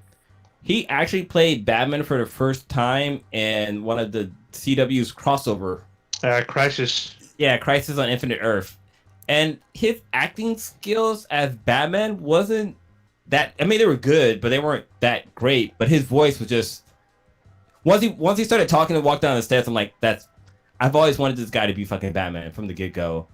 But, like, I don't know, sometimes these big celebrities, their voices are so iconic that it takes you away from that character. Like Ellen DeGeneres, she did Dora in Finding Nemo. Dory, sorry. Dora. Dory. And, like, there's a certain actors out there, they take away from the characters just because they're so big. And I think that's one of the problems with, like, big name celebrities doing the voice work of characters. Yeah, but Moana, The Rock fucking worked real well in Moana. It doesn't seem to affect the box office when I mean they're the ones racking in all the fucking money when you got, like you said, the Rock and all these other people signing on to do the voices of whatever ridiculous character it may be. But and I'm not disrespecting the craft. I'm not trying to say like, oh, voice actors aren't shit. I did not say that. You just did. That's the clip. He's all chopped. Fucking catch. I just remember though, like I loved Coco and Zootopia. So to go back to some Disney movies. Oh. I don't know who the fuck a lot of those voice actors, and some of them were famous, some of them weren't. But it just fucking worked. Same with Spider-Verse. Most of them, I don't really know. But I love the movie. Well, I mean, shit. Spider-Verse, I've talked about it last week. Zoe Kravitz, she's in Spider-Verse. Okay.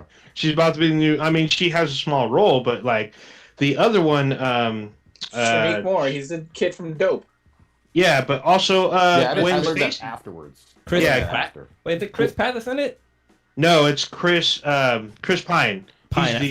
He's blonde-haired Peter Parker, and then the brown hair Peter Parker is the guy from New Girl. I can't forget his name, but he's in that. And then what was it? Prowler. Freaking no, Gwen. Oh well, yeah. Prowler is Marshala Ali, and then Gwen Stacy is what's her name? She's about to be the new Hawkeye. So she is voicing shit. Why can't I think of her name?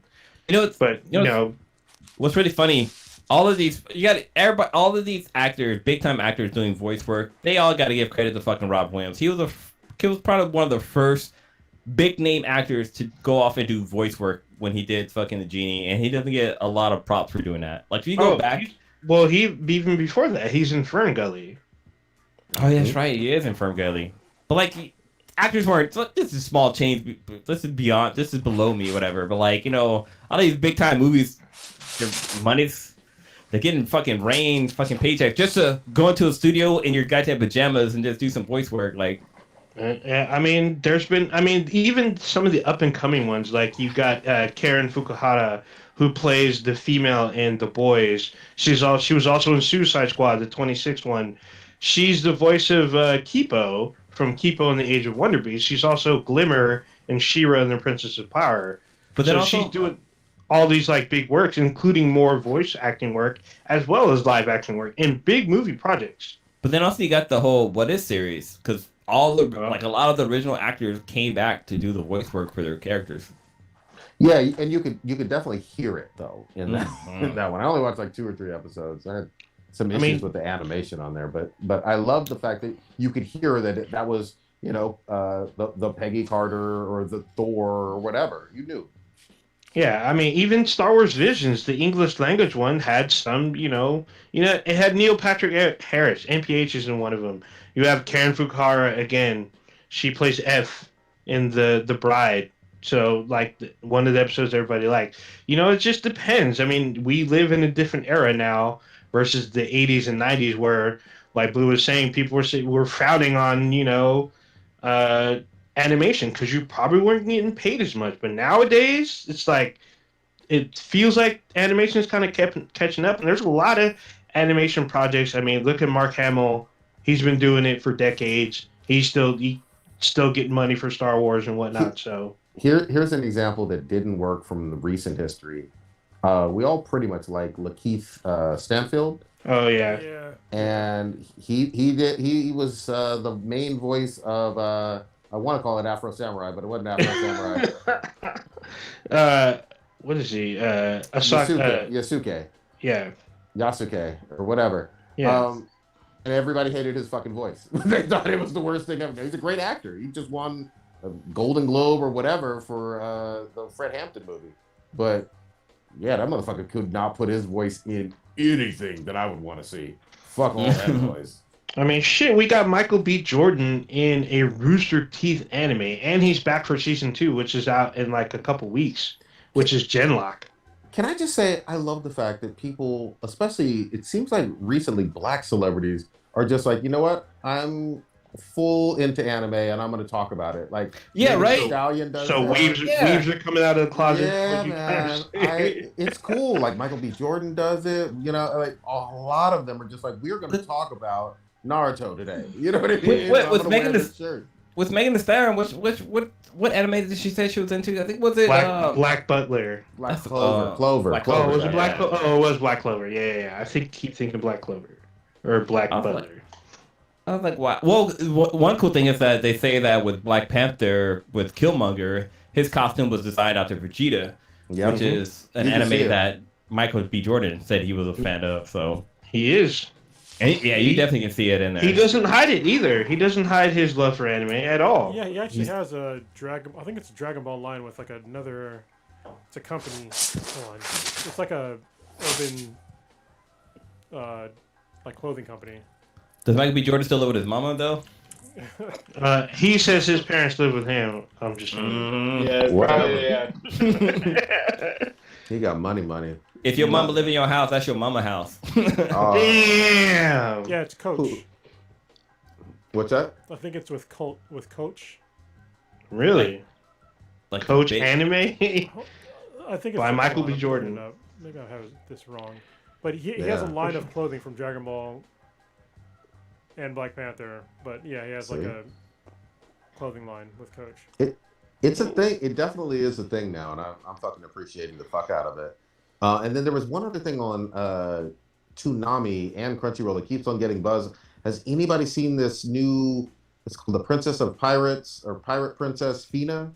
Nope, never heard of that shit. Oh man, I keep seeing it in all the fucking feeds and shit. Oh well. There's too much anime, man. Oh, since we're all here, did everyone see this? The Uncharted movie trailer. We got to talk about it. I know folks were asking us what we thought before the cast, so we got to give it to them. Yeah. What y'all think? I liked it. I mean, obviously, it's a younger version of them. Yeah. But they were literally taking scene for scene shit from the game. I'm like, okay, like I'm in for that. Yeah, I know that doesn't really seem like Sully, but it's also a younger version of him. So I'm giving him a little bit of leeway. But I mean, so far it doesn't look bad to me. It looks pretty decent. I'm not sold on this one. It feels a little cheap, and it also obviously we know this role was kind of like unofficially made for Nathan Fillion. You know, he's too old. I get it. Blah blah blah. He's not too old to play fucking like an older Sully. Mm-hmm. But I don't know, man. I can't get with Marky Mark. I just can't. Tom is gonna be Tom. Marky Mark.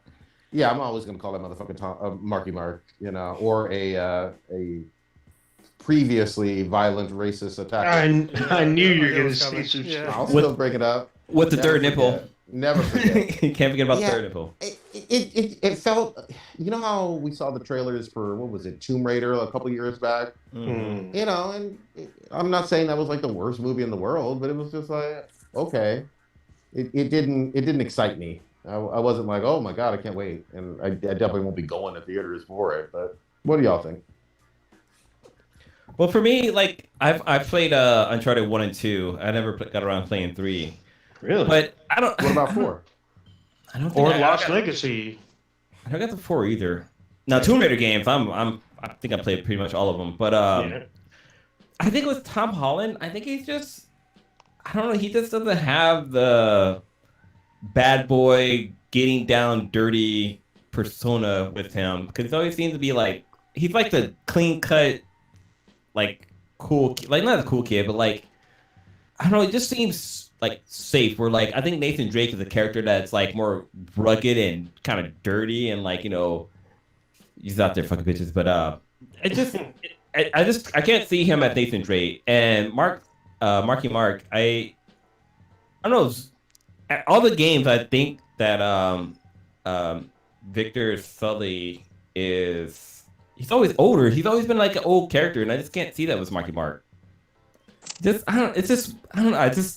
I mean, it seems like it's gonna be a fun movie, but the actors that they have playing the characters just doesn't vibe with my image of those characters. You know what's funny? Is that Mark Wahlberg is like fucking 50. He's old. So yeah, you know, there's that. Good vibrations. Feel it. It might be also that. What the fuck? It also might be the fact that I don't want to consider myself as being old. Mm-hmm. All right, Sis, what you got on this one? I don't mind it really. I watched the trailer and I was like, okay. I was like, it didn't like make me get crazy hyped for it, but I didn't hate it as well. I feel comfortable just giving it a chance. I mean, if I don't got anything to do, maybe I'll go to the movie theater and watch it. I really thought the plane scene was really dope, where he's climbing up the cargo things. I thought that was really well done. I mean, and then I saw like, I guess a YouTube video showing the side-by-side from the game. I mean, I already remembered it from the game, and I was like, oh shit, that's fucking awesome or whatever. So I think that was a nice nod to obviously where it came from. I'll see how the director wants to play it. I mean, we've played the game for the most part, besides Blue from all 1 through 4. So I don't need them to tell me what I played on the. Why am I going to sit in a movie theater for 2 hours to watch exactly verbatim what the fuck it is that I played countless hours on. I'm down to watch a little bit of creative tinkering with it, whether it be with the actors slightly or a little bit with the plot. As long as it's not like egregious, then I'm fine with the director having a little bit of creativity, freedom with it, and hopefully enough respect not to like ruin the game franchise. And I don't see how that's happened yet based off the trailer that we've seen. Yeah.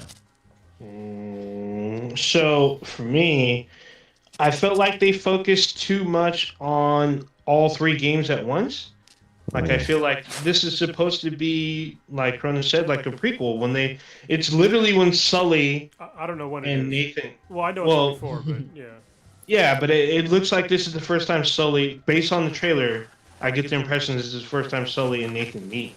But I'm like, if that's the case, these trailers. yeah, but if that was the case, then I would want to see an original story based on like the heist of them working together, or Sully training Nathan. Maybe we get that. Joanna Paul. Of the games that are in this. I mean, yes, there's stuff about the game that we want, but I kind of want like a big lead up to like the first game, like a story that shows, because he's in the trailer. He's talking about his brother. We didn't know he had a brother until the fourth one. Yeah, So I'm just like, we're already talking about Sam already. Like, I feel like we might get too much too soon, and I think that based off the trailer, I think it should have paced back some of the stuff. Like, we're probably gonna. I mean, we get Zoe, but we're probably going to get Elena as well. I think that they should have just focused on, like a smaller story and like, turn it into an Indiana Jones, Tomb Raider type thing, but like make it fun and dangerous. But who knows? I'm not super hyped for this. I'm just like, whatever. If it's cool, it's cool. Hopefully it's better than Venom 2. There will be carnage. There you go. Yeah, I still haven't seen that one yet. Did we all get it on this? What? Did we all get it on the trailer for? Yeah. We all round table. I do want to. Hold on, Stitch. Be careful with your mic. You're like, I don't know if you're rubbing on it or what. But it's coming through the headset. I don't. Then it's Prodigy. It's one because the rest of us have. It might be Prodigy. Yeah. Scratching. Okay, is it scratching right now? No. But it's like it keeps coming through. Like you can hear it. People on audio only are gonna be like, "What the fuck is that?" Scratching on that. So are we done with Uncharted stuff? Because I want to switch gears real quick because there's some shit I dropped today and I want. Oh, here we go. Nah, it's not part of what you think about, but it's what I'm pretty sure. Fucking Masters of the Universe trailer for part 2 dropped today. Almost. I didn't watch the trailer, but I'm in. God damn. This trailer, basically anybody who talks shit about the first part, talking about, oh, He-Man isn't in it. Why is this called Master of the Universe? There's no He-Man. You need to sit down and take your fucking foot out your ass because this shit looked dope as fuck. We get to see. So He-Man's back? He-Man's back, but giant fucking spoiler alert. He-Man is fucking murdered in the first part. And He-Man's back in this one, but we get to see fucking He-Man unfucking chain. We basically oh god, the trailer it's in the trailer, so goddamn it's not as much of a spoiler, but basically the Grayskull sword, the He-Man sword, is just a fucking catalyst for He-Man becomes He-Man. Basically, Adam can become He-Man any fucking time he wants. He doesn't need to pull out the fucking sword, and that shit right there was dope as fuck to me. I was like, okay, you fucking died, you come back and saying like, oh, that sword, I don't need that shit. And he just fucking says, by the power of Grayskull, and he's fucking little lightning bolt shows up in his hand, and he becomes fucking He-Man. But it's fucking He-Man Unchained, and you just get some fucking Goku Super Saiyan shit that goes down, and it's like, holy shit. Yeah, what the fuck is going on? She was fucking dope. Skeletor is like super powered too. He's like way bigger. He's like looks way different. He looks way more badass. And it looks amazing. There's like these crazy war scenes, and it looks really good. So yeah, people that were talking about where's my He-Man, even though it's not called He-Man, but yeah, we're getting He-Man, and it looks amazing. Like he looked feral when he became He-Man. When he became He-Man without the sword, he looked feral. When He-Man unchained, he's like, God damn. I haven't seen this trailer, but fucking good, because that was disappointing. I watched the first 3 episodes of the other one, even though I loved the artwork, and I was just like, I don't know about this. I don't know where it's fucking going. It seemed kind of weird, but if season 2 looks good, or the continuation of season 1, whatever the fuck it is, then I'll finish up and start watching again. I kind of think they have like kind of the basically what happened with Voltron. Like with Voltron started off pretty fucking bad, like the Netflix version of Voltron. Then all of a sudden, just fucking what? With Voltron, if you go back and watch the first season, it's not that great. But it's a little slow. But I don't want to say it's terrible. It's not terrible, but like compared to like the finale and stuff like that, like holy shit, Voltron, like they basically learned their audience and what the audience wanted to see, and it was straightforward from there. But with He-Man, I think if they would have released the whole entire season, I think people would have had a different opinion about the show in general. Based off the trailer, because I don't know what the fuck the next part is going to be. Yeah, because I'm going to say this again. I haven't seen this trailer, but there were legitimately people who felt fooled from the first trailers. Because they can't read. No. For real. No. Yes, because they're like, how do you make He-Man without He-Man? And it says Masters of the Universe. They expected him, and I was one of them. They expected him to have a larger role in that first season.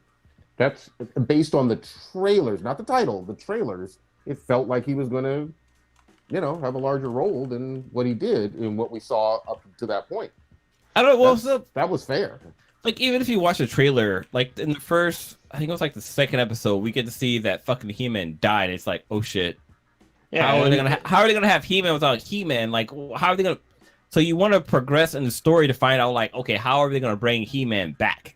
Mm-hmm. Cool. I mean, Kevin Smith had a point. He's like, you really think Mattel is gonna let me take this property, kill their main protagonist, and then move on without him? Is all you got to be fucking kidding me? They paid me money to make a story about He-Man, but also the Masters of the Universe, and that's what we did. And they put a spin on it. So they raise the stakes by killing him off, so it gives you a sense of what the fuck and what's going to happen. So they bring him back, and they go Super Saiyan with his ass. So I'm all for it.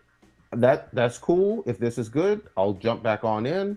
But it wasn't just me. There were plenty of people that were just like, I know. There were a lot of people. Their biggest argument was, how do you have He-Man without He-Man? I'm like, well, it doesn't say He-Man.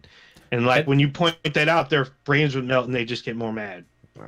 I remember the trailers. The first part too was only like 5 episodes. Like it's like 6. No, it's 5. But you have. There's a story that's being told. You have to like wait until the full story is unfold before you can go off and talk shit about it. Because I mean, if you look at the episodes, He-Man is technically in almost every episode as like a flashback. So I mean, you're still getting your He-Man jerk in there, but it was mainly about Teela. Yeah, about Teela and like her being a lesbian and this and that. Well, no, because she's like in love with him. That was the whole thing. He died before she could tell him so, and she felt like he felt the same, and he didn't say shit to her, so she got all mad. No, but she was just mad because Adam didn't tell her that he was He-Man.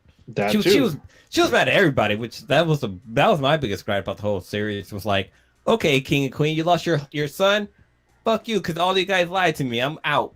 Yeah, she was a little pouty in the first couple. I was like, all right. So what's funny? I actually just rewatched the He-Man trailer, and Masters of the Universe trailer, and He-Man actually is not in it that much. I mean, he's in it a little bit. Which one did you watch? Part 1. The first part. Yeah. He's I remember seeing him. Yeah, I mean, he's definitely in it, but they show a bunch of other characters too that are in it. So. So it's definitely a mix of characters and not just about He-Man, even in the trailer. I don't know. If you made it to episode 5, you got to see when fucking Skeletor gets the sword of power or power sword. It's like, holy shit, what the fuck's going on now? All right. What What is the name of the sword? He-Man's I was sword. gonna say the Master Sword like a moron. That's My the Link's sword. my phone is literally dying right now. Plug that bitch in. Shit. Yeah, give me a sec. So that shit, that airs tonight at midnight, I It's the believe. Power It Sword. drops. Is it the Power Sword? Yeah. Or is it just the Sword of Grayskull? Nope. It's definitely called the Power Sword. Okay. Or this Sword of Power? No, Power Sword. I'm Sure. literally reading it off the internet. It's called the Okay. Power Sword. I'm reading episode 5 and they call it the Sword of Power. Okay, but the sword Yeah. it says Power Sword. Like, that might be just the episode name, but everywhere I'm looking, Yeah, I'm looking called at Power Power Sword Sword. too. But this shit drops Thursday, tomorrow, or midnight tonight. Wait, is Will it be Thursday part- or the 23rd? I see November Today. 23rd for it. I saw Kevin Smith said drops this Thursday. Shit, on I can't Twitter. wait. So I was like, oh, that's tonight. That's like that trailer gave me goosebumps when fucking Adam comes back and he's like, "Look, I don't need a goddamn sword. I can still become fucking He-Man." That's No, awesome. no. So wait. I'm looking at the trailer, and the trailer says November 23rd for the drop of the episode. Let's see. I think it's for the trailer, isn't it? No, the trailer Oh says no, November yeah, 23rd for the. November 23rd, part 2. Oh, okay. Okay. Well, then it came out 4 days. So we ago. got a month. Oh, November. Sorry, I'm going. Yes, October. November 23rd. Yes. All right, so we got a month. So there we go. Oh god. I'm Dude. excited. I'm super excited because that trailer, man, it seriously gave me goosebumps just to see like badass fucking Skeletor finally winning and seeing like Yeah. primal fucking He-Man just murder motherfuckers. You know what's Like- funny is like Skeletor had the Cobra Commander syndrome where he never wins. He Mm. gets close, he always gets fucked up, and then now we get to see what happens if Skeletor fucking wins, and basically fucking He-Man has to level up to take him down. So I'm so fucking down to see this. So So it's funny. There's a TikTok account that uses they do voiceover for Skeletor, and it's that classic meme where Skeletor would say something and he'll like run away and it's like I'll see you next week or whatever, right? What he there's like one where he says like if you donated blood, your blood is running through somebody's boner right now. And just oh yeah, it's like that classic G.I. Joe the more you know The PSA. fucking thingy. Yeah. What was Yeah. PSA. But it's there's so bad. there's one that was like super fucking funny. Let me see if I can find Yeah, it. there, I think there's one about foreskin. Now I'm just like, what the fuck? He said some crazy shit and he takes off running. I'm just like, what the fuck? Oh no, it's what was it? Your Your eyelids are the same. same, yeah, the same Oh, materials. But so, Yeah, so is the rest of your Your- skin. That's kind of stupid to say because it's just. No, it's I just think- funny. I think he said like your lips and your eyelids are the same texture as your butthole or something like that. I don't know about all that, but yeah. It's still funny. But yeah, we got one more trailer that dropped today too. Oh, A lot of yeah. people were talking about it. This Buzz Lightyear Just trailer. just called Lightyear. wait. Or is it? Wait, yeah, sorry. it's just called Lightyear. My Jumping bad. back real quick. So the one that was hella funny. Let me see if I can. I'll Hella. cue it up real quick. I thought you already found it. But basically, I think it's TikTok. So basically, Skeletor says you can't spell advertisement without semen between the tits. When you look at advertisement, it basically has semen in between the tits. That shit was so fucking funny. Okay, Lightyear, That's awesome. Disney, Pixar, wholesome stuff. Yeah. Is this a Disney Plus show? I don't Or think so. Movie release? I think it's an actual movie release. Hmm. Because this was, I think they announced this like a while back before the pandemic. So this is going to be a blockbuster number It's a- release. It's a film, Yeah. Okay. and it's coming out in June 2022. But I probably won't be on Disney, like Disney Plus Premium. I feel like that shit's going to start fading out once everything starts getting back to normal. I don't know, because I mean they're making a lot of money off of that because when people are paying the extra $20 or whatever. Yeah, that's I true. mean, I I hope- think especially for kids movies it makes a lot of sense because man sometimes when you rent a movie or when you go to the movie theater with a kid like you don't know how they're gonna act. And somebody's gonna leave early, and it's a pain in the butt. So at least with these, you can rent them for like 48 hours and give time to watch the whole thing, or at least pause it and like have a kid, calm down or whatever. So change a diaper. So, it's funny to me that Chris Evans is the voice of a younger Buzz Lightyear, apparently. And it looks like they're doing some Star Trek 4 shit, where he, like, loops around the sun to go back in time or some shit. I'm like, what the fuck is happening? But it looks pretty cool, and Buzz Lightyear has hair, because you never seen him with hair. We never seen him without his fucking costume on. That's true, too. Kind of cool. He's in like a shirt, like a polo shirt. Like, what the fuck? We actually get to see him like in just regular clothes or in just like an astronaut outfit, but it kind of gave me the impression that he was like, I want to say he's like a test pilot for like some kind of special space program, because like they're literally on Earth. Well, I'm assuming it's Earth because I mean there's planets out there that have a sun too, but basically they do like the whole slingshot around the sun to get ejected out into like another fucking galaxy or whatever. But I don't know, it just this shit just looks like some high budget futuristic Star Wars fucking, I don't know, it looked fucking dope. The trailer looked really fucking good for animation from Pixar, considering where they came from. Like looking at Buzz Lightyear from like Toy Story 1 to this, it's like looking at Lara Croft from like Tomb Raider when fucking PlayStation 1. Triangle City. Yeah, to look at Lara Croft on the PS5. It's leap and bounds way more than that. The first Toy Story is it's hard to watch. Like it looks it so. Is. Yeah, people have fond memories of this. I'm like, go back and watch like the film from '95. The characters don't blink and sync. It's so weird. Yeah, like the backgrounds are all like super cheesy looking, and like everything looks fake. It's really weird. But yeah, this looks like a PS5 game. Like the quality of the animation, it's like that. Look like Kana. Yeah, right. Yeah. This looked like it can be a fucking video game, but I watched the trailer. I was blown away. Like, okay, it looks like it's fan made. That's how good it is. It's like, okay, somebody had an idea, they cut it up, they made a CGI and stuff like that. It was like, hey, look, this is a fake trailer. But then I watch it and I see that like, Pixar and Disney behind it. It's like, oh wow, this is actually real. Yep. Well, one of the crazy things is that they don't bring back Tim Allen to do the voice of Buzz Lightyear, because he's the original voice, which we get Chris Evans. Yeah, there's probably a reason for it. I guess maybe he's a different, Buzz Lightyear, but I guess they're all supposed to have the same voice. But I think they're kind of differentiated because he's not a toy in this, unless this is all literally Andy's. It'd be hilarious if at the end it's just all Andy playing with toys. You know what I mean? Like that'd be like the greatest thing ever. Either that or like Buzz reminiscing on like when he was younger or something weird, or something that was implanted from the manufacturing plant or something.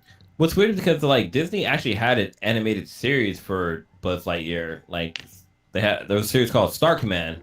Mm-hmm. I think you watch it on Disney Plus, but like this is like a whole different avenue. Like this is, I don't know. It looks ambitious. It looks fun. It looks new. This is kind of like how Disney has been doing with their with their villains, how they're kind of making their own live action movies, but except this one is more using the power of CGI now versus what we had back in the day. Because I mean, we don't get it because with the whole Buzz Lightyear, we have what's the name of the villain from the Buzz Lightyear? That's like Darth Vader. The Zurg. Zurg. Yeah. Like we don't get a little touch of Zurg, but I really hope that he's in it, because it will bring that Star Trek vibe into it, because we have like Q from like Star Trek, or even like the was it the Q or the cyborgs or whatever. There's a lot of avenue they can do with this, but I don't know. I thought the trailer was a lot of fun. You said the name of the show is Star Command? I think it's called Star Command with Buzz Lightyear. I'm trying. I don't think it's on Disney Plus. Well, it definitely did exist. So it was made in 2000s, and there was 4 seasons. Damn. Yeah, okay. Corona's fine. Is it on Disney Plus? No, it's No, not available yet. No, it was called Buzz Lightyear of Star Command. It's the name of the series. There you go. But this does look interesting. It piqued my interest because I was like, oh, there's none of the other toys in there. This is like, he's on his own actual adventure, so should be cool. It kind of made me wonder if they're gonna make maybe a Woody series or something like that. Like a Western.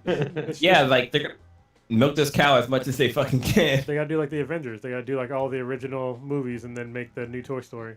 Like all the backstories on Mr. Potato Head and the Slinky guy. Slinky Dog. Yeah. And Rex. Yeah. Anyway, that's actually not a bad fucking idea. If done right. The Toy Story Initiative.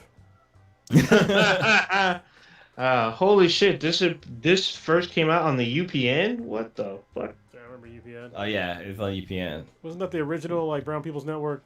Was the one before yeah, before the Weeby Black Station. No, there was. I was gonna say, was it CW? Because CW.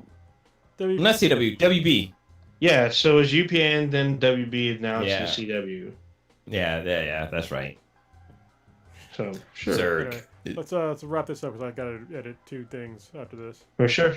All right. Take this out, Lou. Do the round table.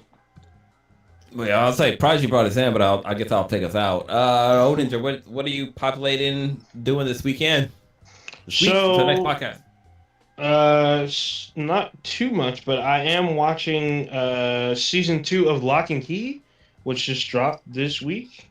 It's actually been really good. I don't know how you don't forget, Blue. You're the one who sold me on it. Dude, I'm so confused because I have a feeling that I hated the show, but I was watching. I was like, wait, did I like the show or did I hate it? I think the last episode dropped 2 years ago. I really can't remember my feelings on the show.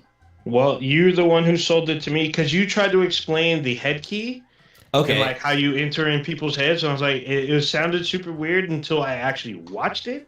And then it made total sense. So I was like, what is the key to head, Old Ninja? You're going to break that down? It's a key you put it in the back of your neck and turn it. There you go.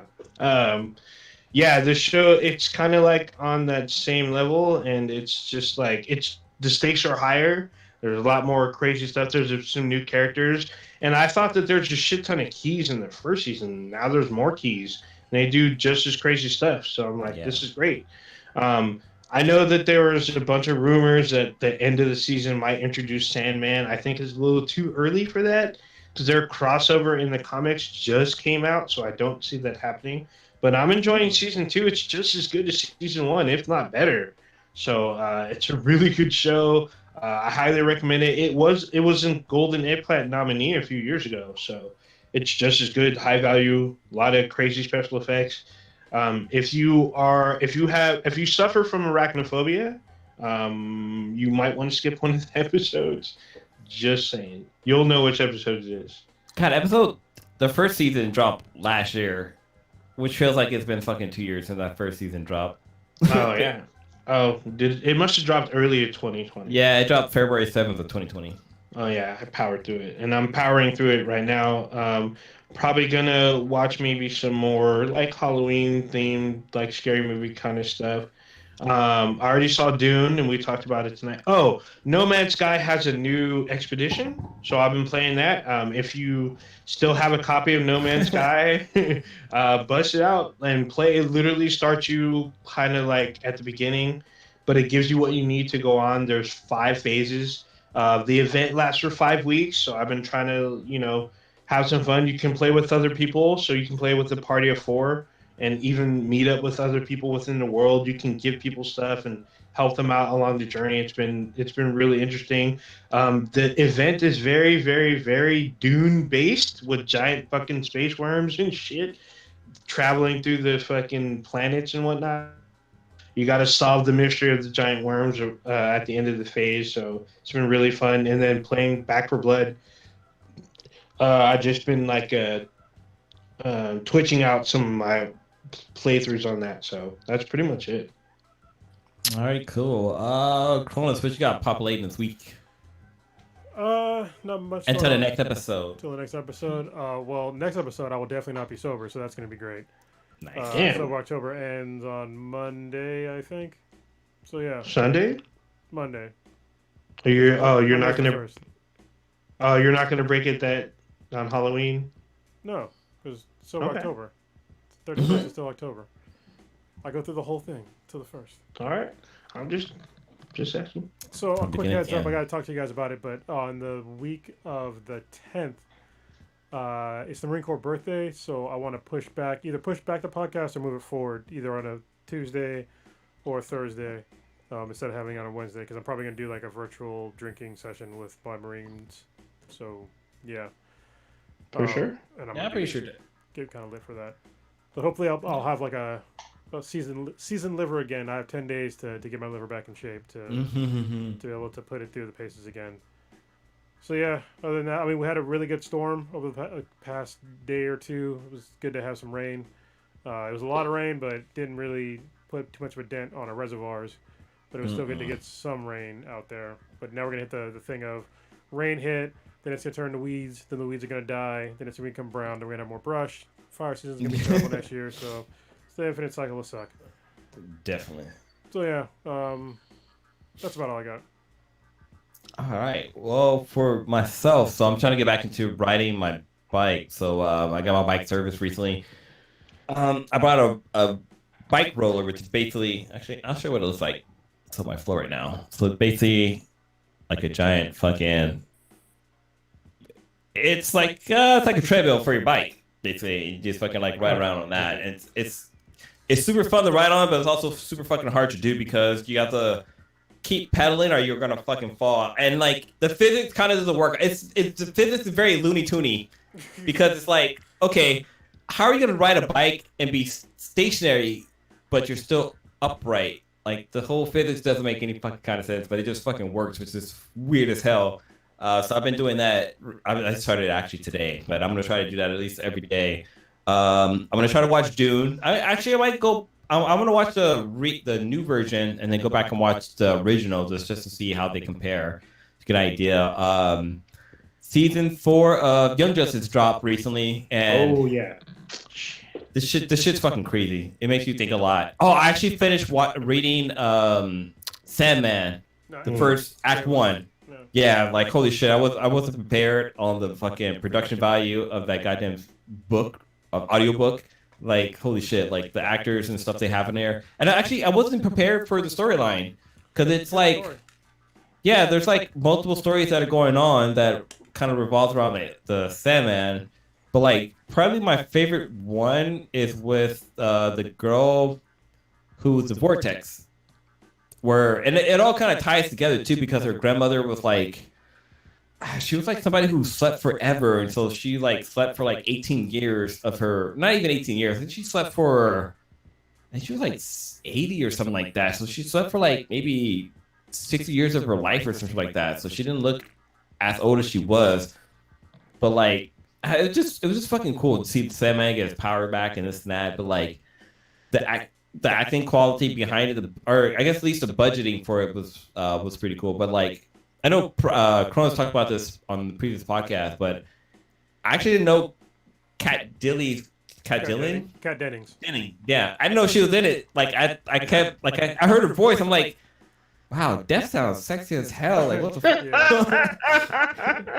That sounds too chill to be Death. But like I don't know, it was all pretty good. I'm gonna buy the second act because I think that just dropped a couple recently too. But yeah, other than that, just chilling with my young son who's gonna be 8 months soon, which is 3/4 of a fucking year, which is kind of crazy.